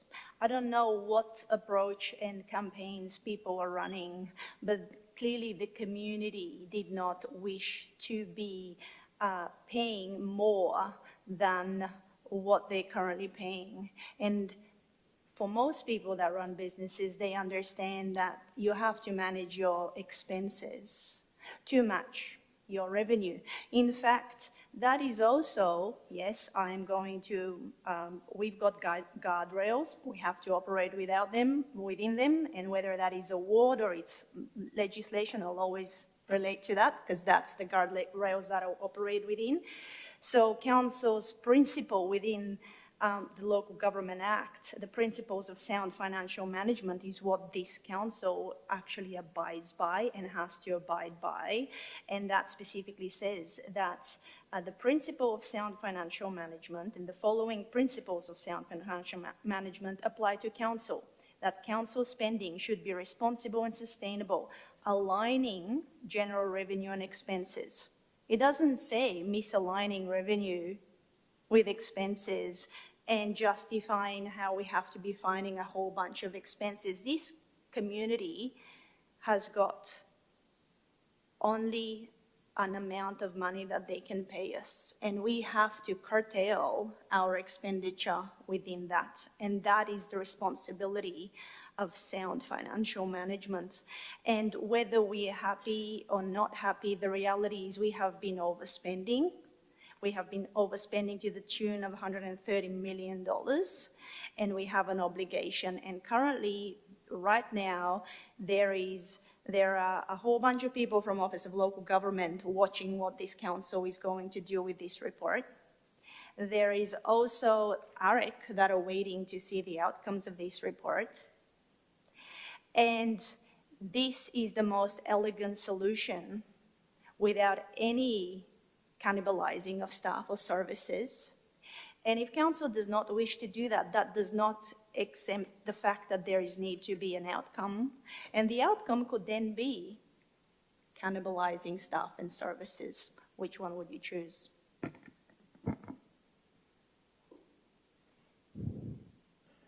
Councillor Hawkins.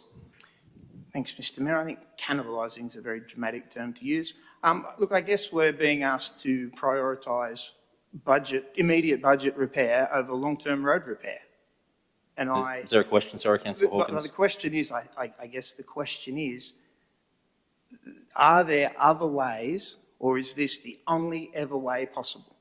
Because I thought we were told there were lots of options and lots of things. This is what we've selected, and this is what the council are being asked to endorse. This is not the only option. This is not the be-all and end-all.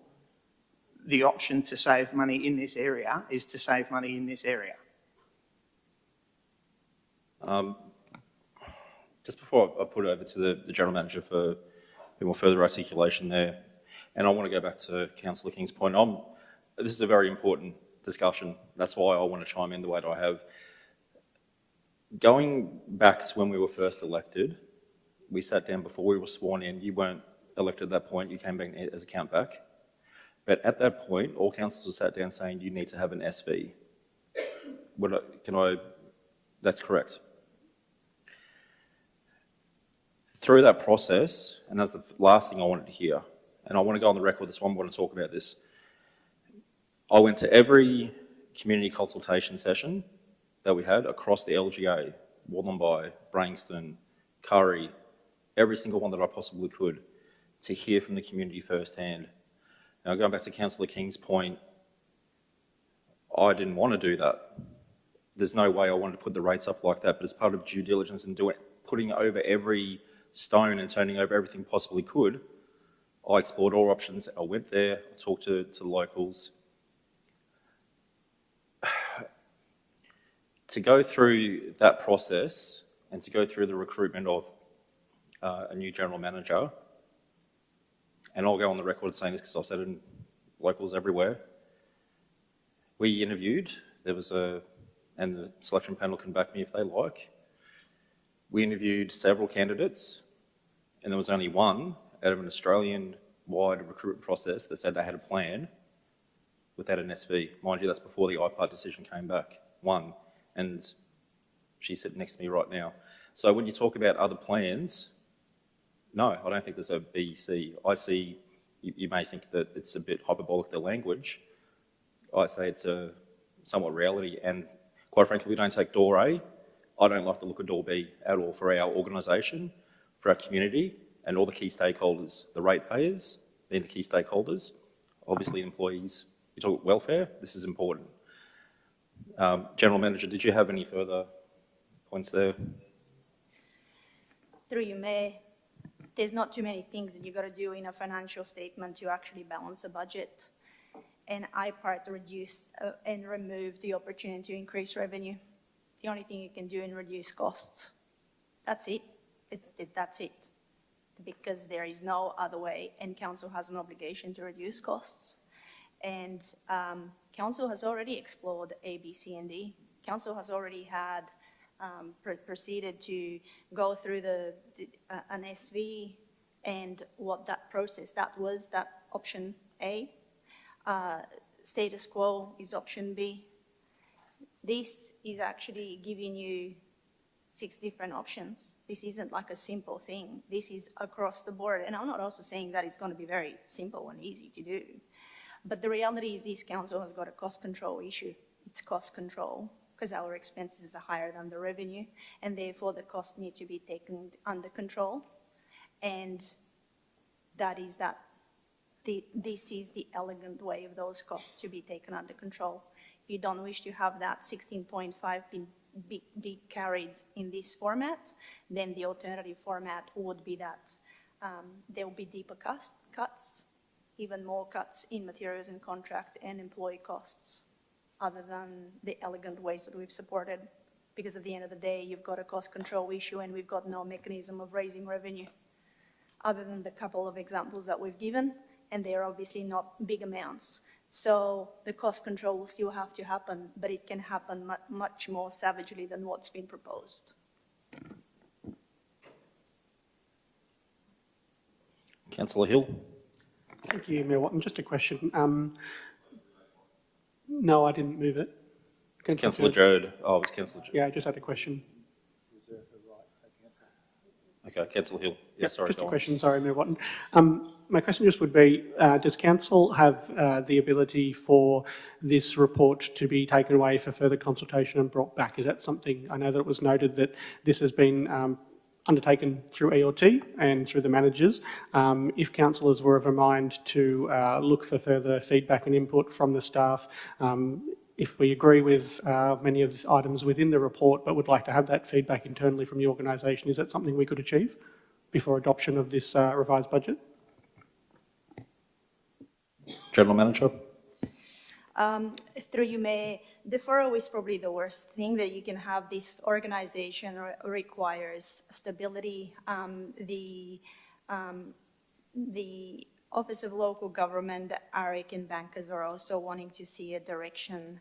The more we can defer and take another month less of potential savings that we can get, and that has an impact on us. At the end of the day, the point of having executive leadership and management is that those people are in those positions to be able to do the right decisions for an organisation. And as I mentioned, in terms of consultation with specifically with employee costs, those consultations will occur, but the expectation is that we are all in these positions because we have got the experience to be able to navigate the ship.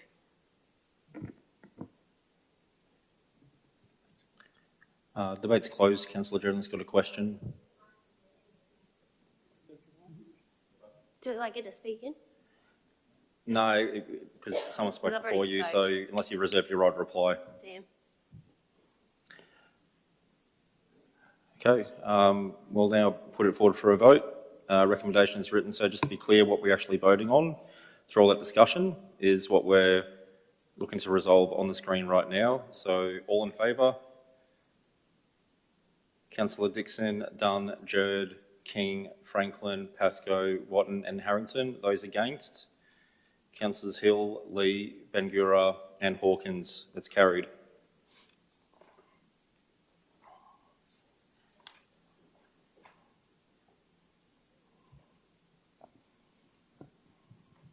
Just wait for that next report to come up on screen.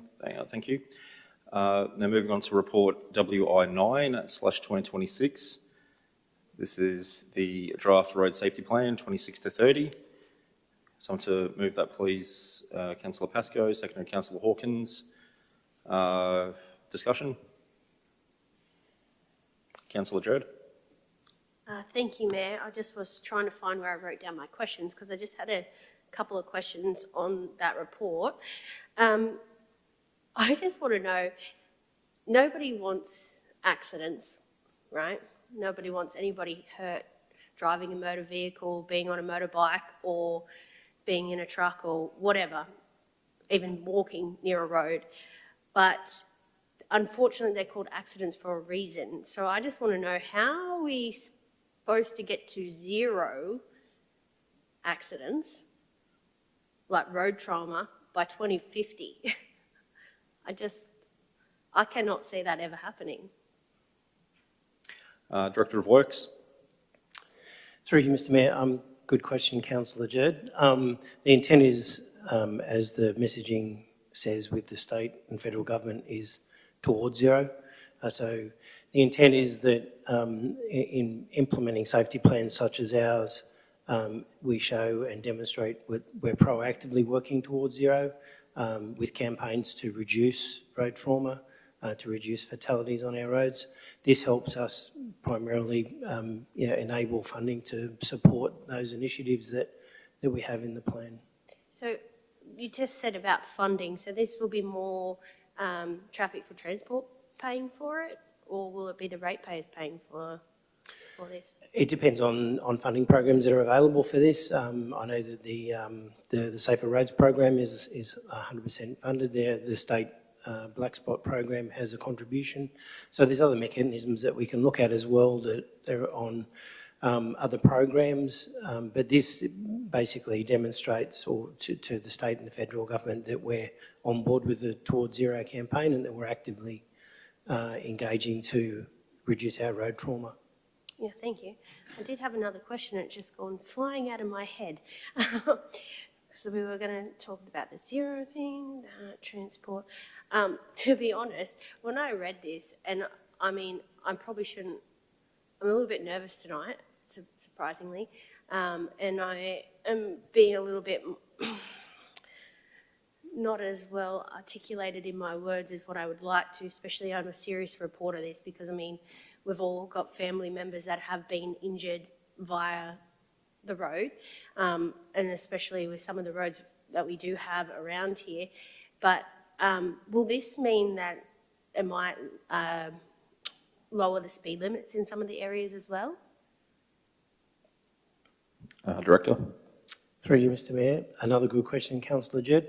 That is one of the options that's available. Obviously, in reviewing our road network, we would look at all opportunities to reduce that trauma. One of them is reducing the speed limit. That's quite a low-cost option.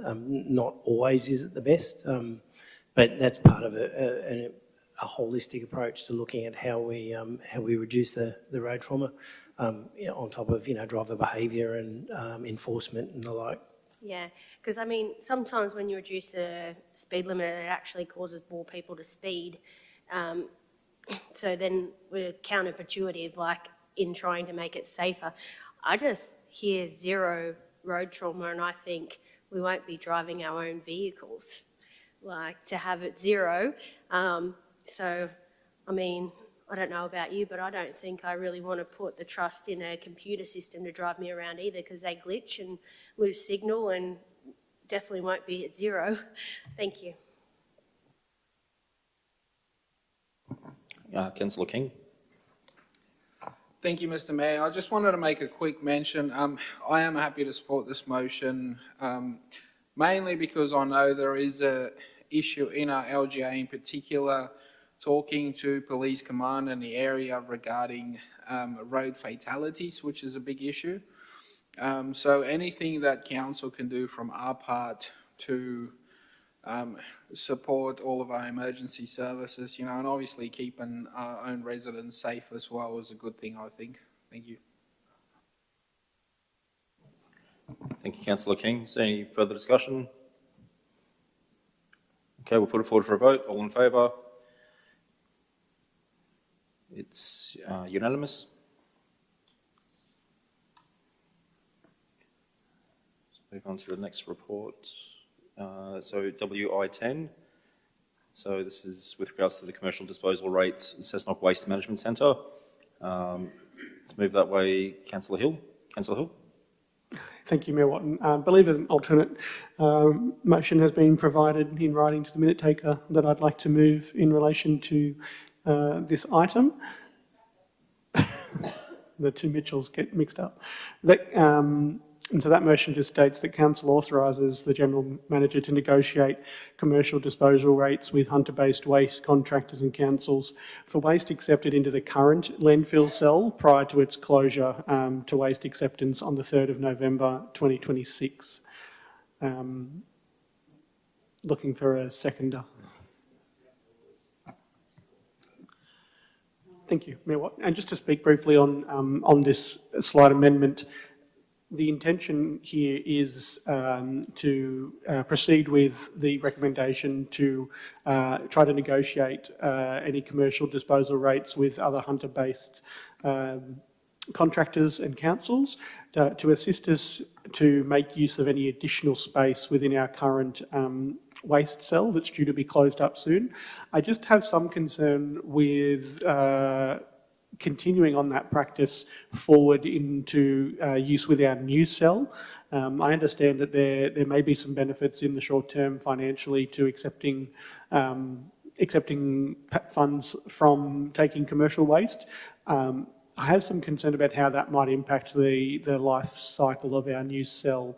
It may not be a major impact, but for every additional bit of waste that goes in our new cell it wipes a little bit of time off of how much longer we have that available waste cell to use before we then have to make another large investment in providing more waste cell space to serve the Cessnock LGA.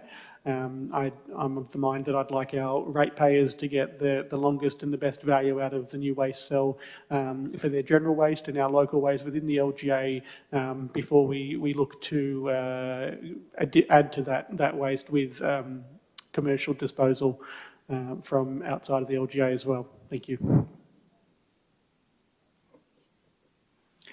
Councillor King. Just a question on what Councillor Hill just mentioned there. Is this going to be a continuous? Because my understanding was that we're looking at this as an extra revenue source, mainly because the old cell is going to be sealed by November. So this practice won't continue into the new cell, is that correct? Director of Works. Through you, Mr Mayor. Thanks for the question, Councillor King. The option to continue beyond the 6th of November, which is when the licence expires for the existing cell, would be also available as part of this negotiation. With respect to commercial rates, obviously giving the General Manager the ability to negotiate those rates gives us the ability to effectively switch on the tap with respect to the attraction of commercial waste, if you get my drift. So we can negotiate a rate that is competitive for the purpose of attracting waste, and then renegotiate that rate should we need to. Okay, sorry, I'm still a bit unclear. I'm just trying to work out, once the old cell is sealed and we move into the new cell, are we going to keep receiving extra waste from outside the LGA? There is a potential to. We don't have to, but there's technology that allows us to manage our compaction rates much more effectively with the new cell. So that'll give us better clarity on our filling the new cell with waste, so that we can keep control on the amount of waste that goes in there. The other options that we've got also available at the moment is increasing our recycling within our general waste pit that we have in our waste management centre. So there's options available to offset, but there's always the opportunity to accept waste beyond the life of the existing cell, should council choose to. Okay, thank you. Is there any further discussion? I've just got a question, Director. I guess it's more of my commercial mindset and just the way I think about things. Should we be putting a limit on this? Like, we're looking to raise potential revenue. So my thinking would be, why do we, particularly, I know the cap date is set on the 3rd of November, but I don't know, like, are we cutting our nose off potentially to spite our face without looking at other options? Or should we just revisit it in November? Just keen to hear your thoughts. Director. Thank you, Mr Mayor. The opportunities to revisit, as I mentioned before, beyond November are still available. I mean, the ability for us to be able to take on waste, and at this point in time, we're giving away free air with respect to the remainder of our licence. So the intent is that we have an opportunity to raise revenue by filling that void while we still have the licence on the existing cell. The effectiveness of that, and like I mentioned before, with the technology that we have available at the Waste Management Centre to manage our waste better, there is an opportunity to extend that into the new cell and demonstrate a revenue advantage beyond the 3rd of November, the 6th of November.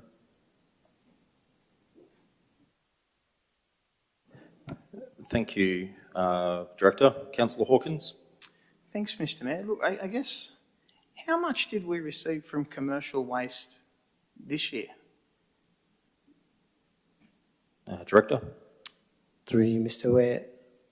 May I take that question on notice? I don't know the exact amount. I know that we have a licence for 60,000 tonnes of waste, and last year we reached almost half of that, 30,000, so we have a capacity to take more. The amount of commercial waste that we received to general domestic waste. I don't have the figures on me, unfortunately. Yeah. Look, I'm fully supportive of the proposal to increase, I guess, our draw area to fill in the remainder of our existing cell.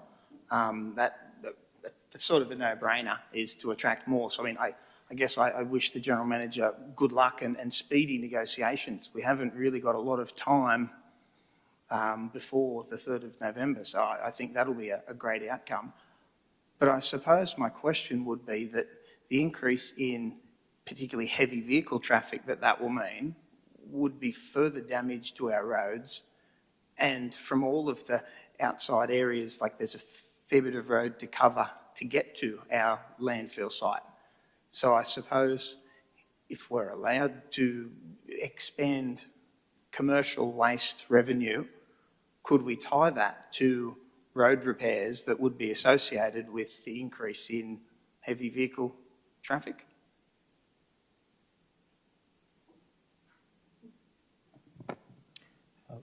Thank you. Councillor Hawkins, did you have a question for the Director? I guess that's a finance question, is it? Or is that an infrastructure question? Is this another source of revenue for our infrastructure department? Okay, I'll put it through to the CFO. Just want to direct it the right way. My apologies, Councillor Hawkins. I didn't quite pick up the question. Can you just repeat it for me? Probably not quite as long. Sorry, I didn't quite hear the question. The question is, if we're increasing our commercial waste revenue, will we be spending that on road repairs, given that an increase in commercial waste arriving at our waste centre would travel on heavy vehicles across our road network? Yes, possibly, but quantifying it, unknown, because we determine how much, how often, and the damage actually done to roads and whether the roads are actually built to cater for that level of traffic or not. So, for instance, the road up to the waste disposal depot is quite built to deal with robust traffic. I think it would be probably fine to deal with that. But yes, there would be a financial impact, but that would ultimately have to be considered by the asset management team and worked into our budgets in future years. I would also point out that's probably an infrastructure question, just for the Director. Is there a way of, I guess, setting aside that money to be specifically for our road repair and renewal budget? I think it's another yes, one thanks, for the Mr. CFO. Mayor. I'm happy to take it up on that. It's actually a finance question. Yes, Council is able to internally restrict any funds that they see fit by resolution, which of course will be reported each month via the investment report and open to changes to make sure we stay with an unrestricted cash balance. But that is certainly an option available to Council via resolution.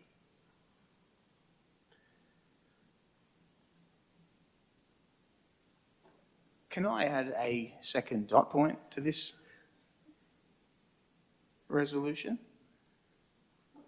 That the increased revenue received from commercial waste, so the increased revenue generated from commercial waste, additional commercial waste being received, be allocated to the road repair and renewal budget? Sorry, can I just make a point on that, please? Revenue is pointless, frankly. Income. Revenue is just income. There is expenditure that goes against it, including the waste disposal levy. It'd be more appropriate to say that the increased surplus received from the additional commercial rates be internally restricted to be advised to the Council at a later date, something like that. If the minute taker can get that, I'm more than happy to go with your wording. Thank you again for your expert input.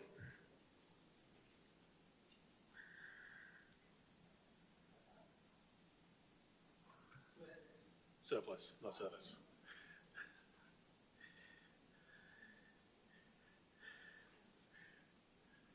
Okay, well, I'll have to refer to the mover and seconder. Are they willing to adopt that? Councillor Hill. Does Councillor Hawkins wish to indicate what it's restricted for in the dot point? It just says internally restricted. Do we need to identify what it's being internally restricted for?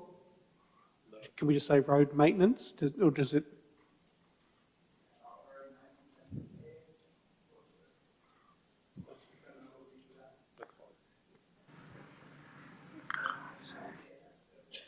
if that's the full additional dot point, I'm happy to accept it. So I've got some commentary here from Director of Corporate. Thank you, Mayor Watton. Thanks to the CFO for the wording on that. I will just point out to councillors, if you do elect to go with Councillor Hawkins's amendment, any surplus that we make over and above will not help our financial sustainability because you're just going to turn around and spend it somewhere else. The idea is to generate extra funds to improve our return. Whilst it's a great opportunity, and I understand the intent of the amendment or proposed amendment, just be aware of what it is that you're voting for. Can I just ask a question? Or can I just ask a question first?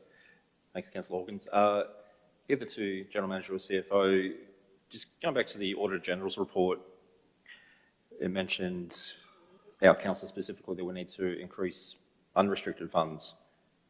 Is doing this potentially going to go against Auditor General's recommendations and even shine further light on us, the fact that we don't have unrestricted funds available? I don't know who'd like to take that, General Manager. Through you, Mayor. CFO, you can take after that. Just handle this one. So this isn't really achieving an improvement of our outcome, and it's going to be challenging from an operational point of view of keeping track now of the commercial rates to then further internally restrict them and then put them to additional maintenance, which is something that we've already got funded in the budget, and we don't want to be creating new additional internal reserves for that. So this particular point is not really in the spirit of the financial sustainability as the Director mentioned.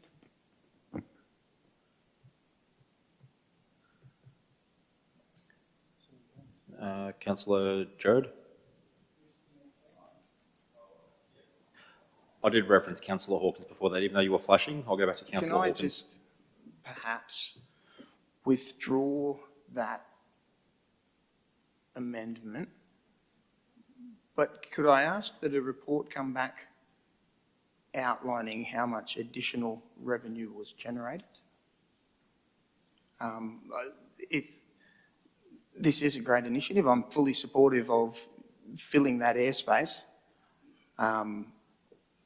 If we can't put it towards roadworks and road repairs, and I still firmly believe that extra trucks equals extra damage to our road network, I'd like to know how much additional revenue we're going to be able to generate and whether, I guess, that is a viable option ongoing in our new cell. I'm very much against taking external waste into our new cell. The whole point of that was that we were future-proof and sustainable in our own rights. Any additional revenue was to go back to our community through lowering their waste levy, not leaving their waste levy high and filling our cell up quicker.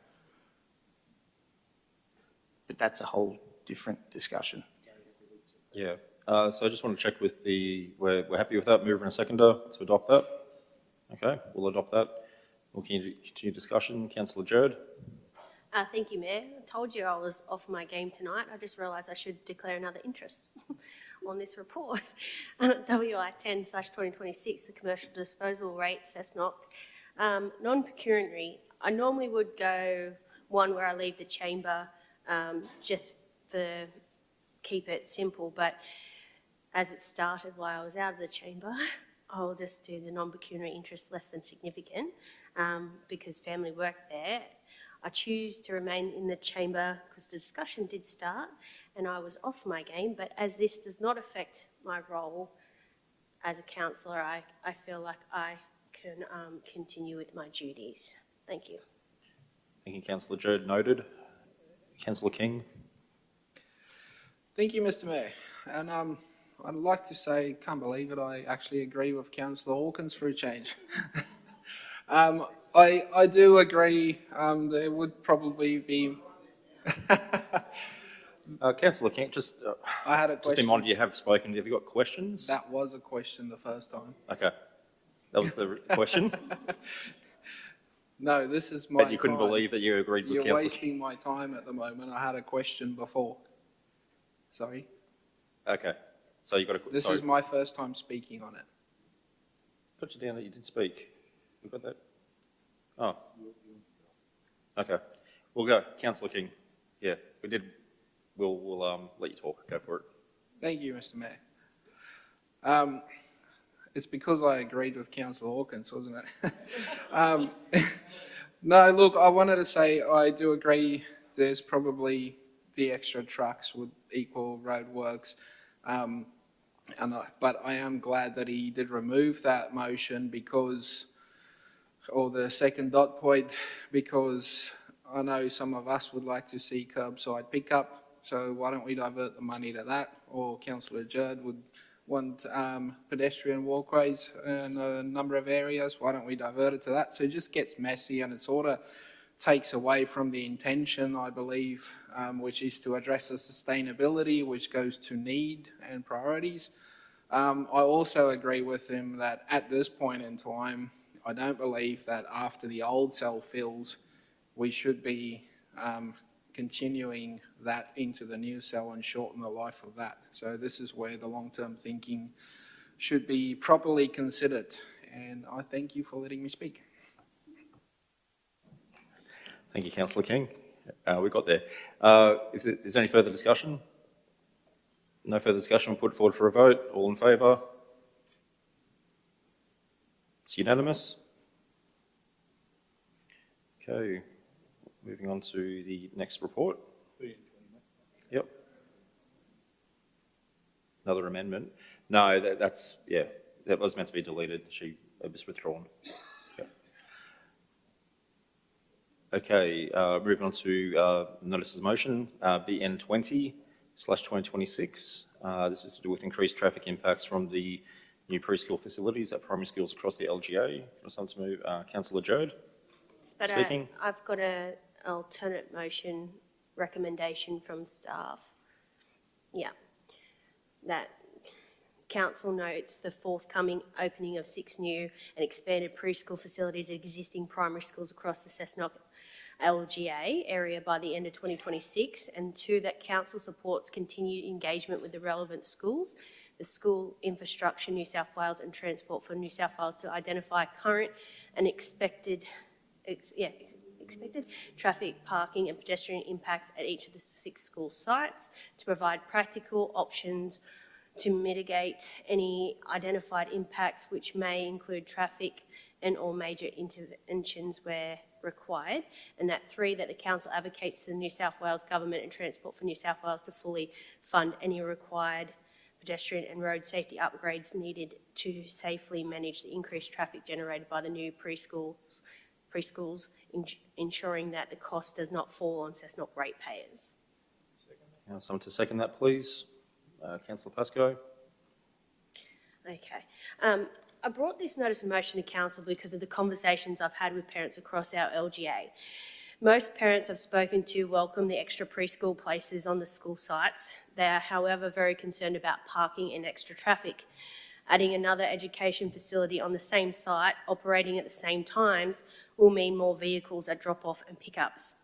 The Department of Education has been clear public preschools operate the same days and hours as the host public schools. They're not staggered. This means the additional traffic occurs in the same morning and afternoon peaks we already struggle with. At some schools, there is simply not enough space for extra on-site parking. One principal has told me there will be no additional car park and that side of the road will become busier.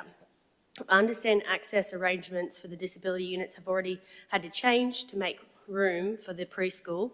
These are real on-the-ground impacts. We already have a local example of what happens when traffic is treated as an afterthought. St Philip's Christian College at Nolkabah was approved through the state process. The school has grown. The intersection of Wine Country Drive and Lomas Lane was not upgraded at the same time. Wine Country Drive is an 80-kilometre road and queues to turn into Lomas Lane are long. Residents will tell you it's dangerous. There have been multiple accidents. Traffic for Transport and the school have been arguing about this intersection prior to my 5 years on council about whether the treatment should be lights or a roundabout. That argument is still unresolved. I do not want the same thing to happen at our public school sites. 5 years from now, I do not want us standing here saying these intersections now carry double the traffic that they need treatment and that people have already been injured because nothing was done at the start. This is about being proactive, not reactive. St Phillips has been reactive. We should not repeat that. That's why I brought this forward. I don't want our ratepayers to pay for it. I simply just want state to go back and look at these preschools. I think they're a great thing to have at the school, and I think it won't generate, it will generate more traffic, and then some of them will be students, like younger siblings of students already at the school. But I do believe that there will be some intersections that will be a lot busier, that will cause issues. There's already been issues with one of the intersections that I know personally, with the construction vehicles being parked in the site and not being able to actually see out of one of the intersections, which is the one near the tennis courts. So Coralblong with Maitland Road. That intersection, I know for sure, is going to be extremely busy. The preschool is right on that corner, and we don't need any cars getting into an accident and going straight into that preschool, for one, and we don't need people that have got children in the car in the accident. So this is just to highlight, I just really want state to look at this and go, where it's needed, it's going to get done before there's another St Phillips. Thank you. Thank you, Councillor Jerd. Councillor Hill. Thank you, Mayor Watton. I'd like to thank Councillor Jerd for bringing this item forward and for the adjustment in the motion to this alternate. I think it's a sensible thing to put forward in relation to what will probably be some increased movements around the roads around these new preschools. I did just want to also, I won't stress about putting it as an additional dot point, but I did just want to talk briefly about, I guess, some of the positive around this. So this is a problem we're looking to have addressed because of the additional facilities being opened in our local government area, but I think it's coming from a beneficial act in the opening of these 6 locations.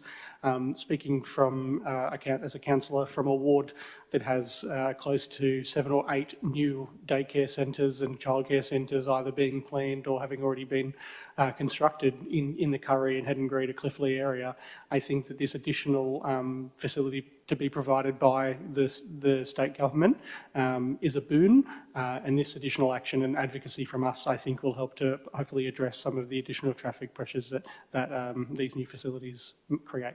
Thank you. Thank you, Councillor Hill. Any further discussion? All right, put it forward for a vote. All in favour? It's unanimous. Moving on to the next notice of motion, report BN 21/2026, with regards to establishing a Business and Economic Development Advisory Committee. There's someone to move that, please. Councillor Harrington. Seconded, Councillor Jerd. Speaking, Councillor Harrington.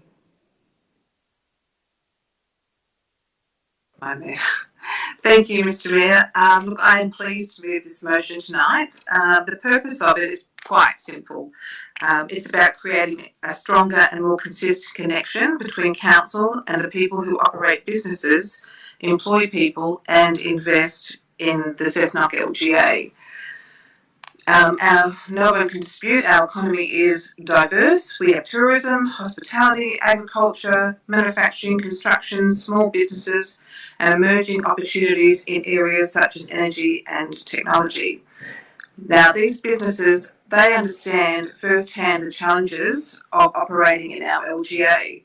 They know where the opportunities are, but they also know where infrastructure, planning, regulation, workforce shortages and other issues can prevent businesses from growing and people investing. I do recognise that Council already engages with businesses and industries, and the development of our economic development strategy provides another important opportunity for that engagement. But I don't see this motion as duplicating that work. I see it as asking a different question, that once we've completed that consultation for that economic development plan, how do we maintain these conversations? This motion doesn't establish another committee tonight. It just asks that we complete the economic development strategy engagement process and then we receive a report on the best way forward, whether that's a business and economic development reference group, an advisory group, or potentially an element of both. This is a particularly timely as council is taking a greater role in major events such as the Stomp Festival and the Curry Nostalgia Festival. These events bring thousands of people to our LGA, and we should be asking how we encourage those visitors to stay longer, visit other parts of our LGA and spend more money with our local businesses. And who better to help us answer those questions than the businesses themselves? Ultimately, this is about a partnership and one that I would like to see councillors directly involved with. Council doesn't have all the answers, and we shouldn't pretend that we do, but we do have a great deal of knowledge, experience within our local business communities that can help us make better decisions and strengthen our advocacy and identify opportunities for investment and employment. Yeah, I just think that this is a practical and reasonable approach, and I would like to ask, I hope that fellow councillors support this motion. Thank you. Thank you, Councillor Harrington. Is there any discussion? No? All right, we'll put it forward for a vote. All in favour? It's unanimous. Thank you. Now, moving on to councillors' reports. Is there any reports from councillors? No?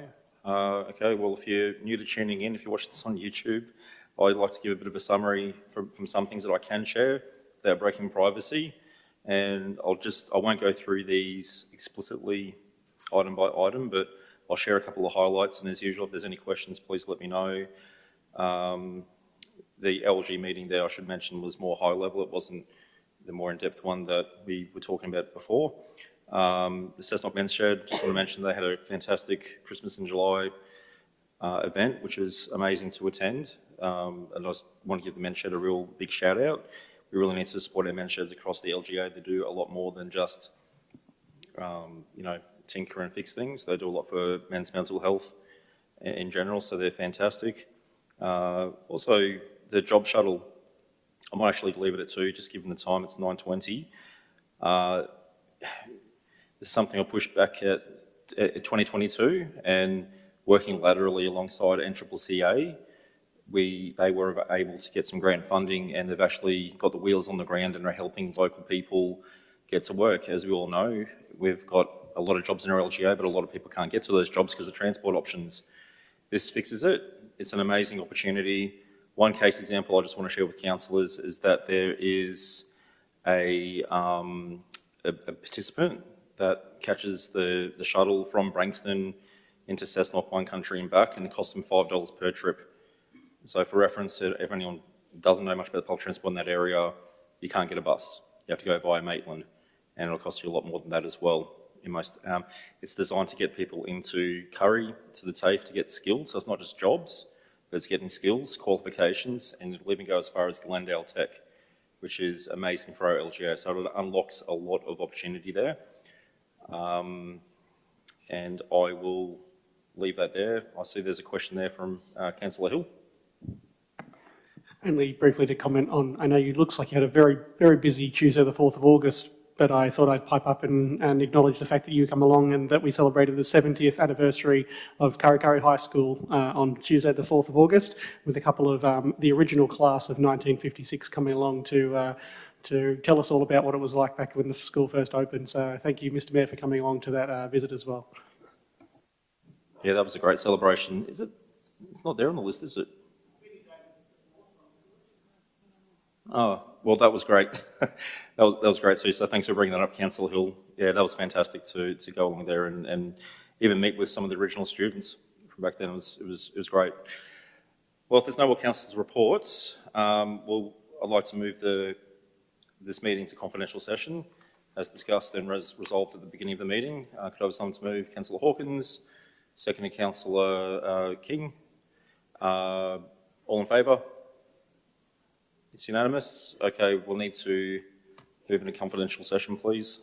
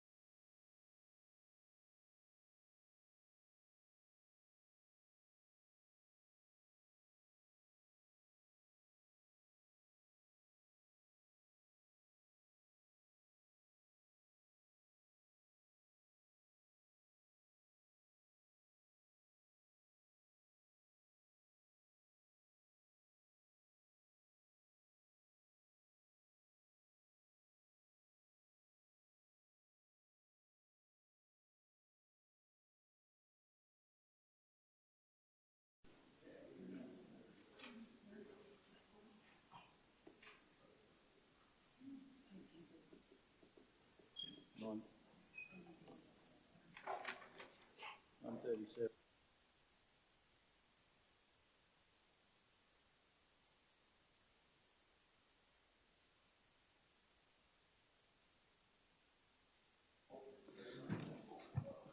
Okay, thank you, Mayor Watton. For councillors and the public who's watching at home, no doubt, there's a large crowd of people. In closed session, council considered two reports. Report number P10 2026, being a report from the Commissioner of Fire and Rescue New South Wales in relation to Lot 100 DP 1193184, being 257 Vincent Street, Cessnock. Council resolved that council note the correspondence dated the 16th of June 2026 on behalf of the Commissioner of Fire and Rescue New South Wales. The council, in accordance with Schedule 5, Part A, Section 17 of the Environmental Planning and Assessment Act 1979, A, acknowledges receipt of a fire inspection report and recommendations on behalf of the Commissioner of Fire and Rescue New South Wales in relation to Lot 100, DP 1193184, 257 Vincent Street, Cessnock, and B, determined to follow up on the matters raised in accordance with Council's compliance and enforcement policy by seeking voluntary compliance in the first instance, and if compliance is not achieved with the recommendations of Fire and Rescue by 30th August 2026, then to consider issuing a fire safety audit requiring statutory compliance, and C, give notice of Council's determination to the Commissioner of Fire and Rescue New South Wales. Director, I've just got a hand raised question from Councillor Lee. Just noting there that Councillor Harrington appears to be missing from the list there. So there's only 11 councillors listed when there was 12 voted.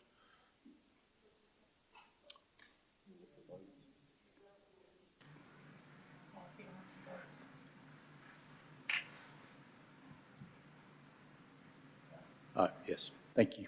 Thank you, Councillor Lee. Okay, and the second report considered by Council in closed session was a report number WI 11 2026, being a project for the addition to the operational plan, Branxton Street Greeter, Leakenfield Bridge Replacement Project. Council resolved that Council endorsed the inclusion of the Branxton Street Greeter as part of the bridge replacement program in the adopted 2025 to 2029 delivery program, and two, that Council delegate to the General Manager to sign the grant funding deed from the Fastest Assessment Incentive Program for replacement of the Branxton Street Bridge.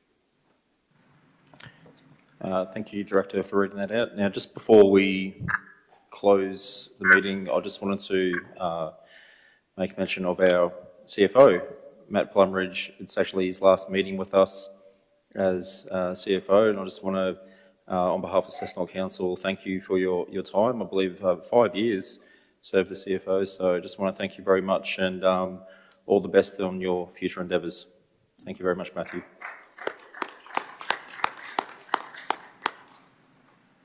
Would you like a right of reply?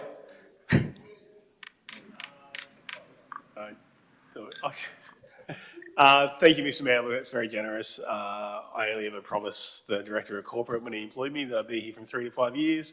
I exceeded that. I have enjoyed my time here. It's been mostly, and I am truly sorry to leave my team behind, but I'm moving off to something bold and exciting, and I think it's not too often you get to say that as an accountant. But thank you very much for those thoughts. It's much appreciated. Thank you. That being said, we'll close the meeting at 9:41. Thank you, councillors.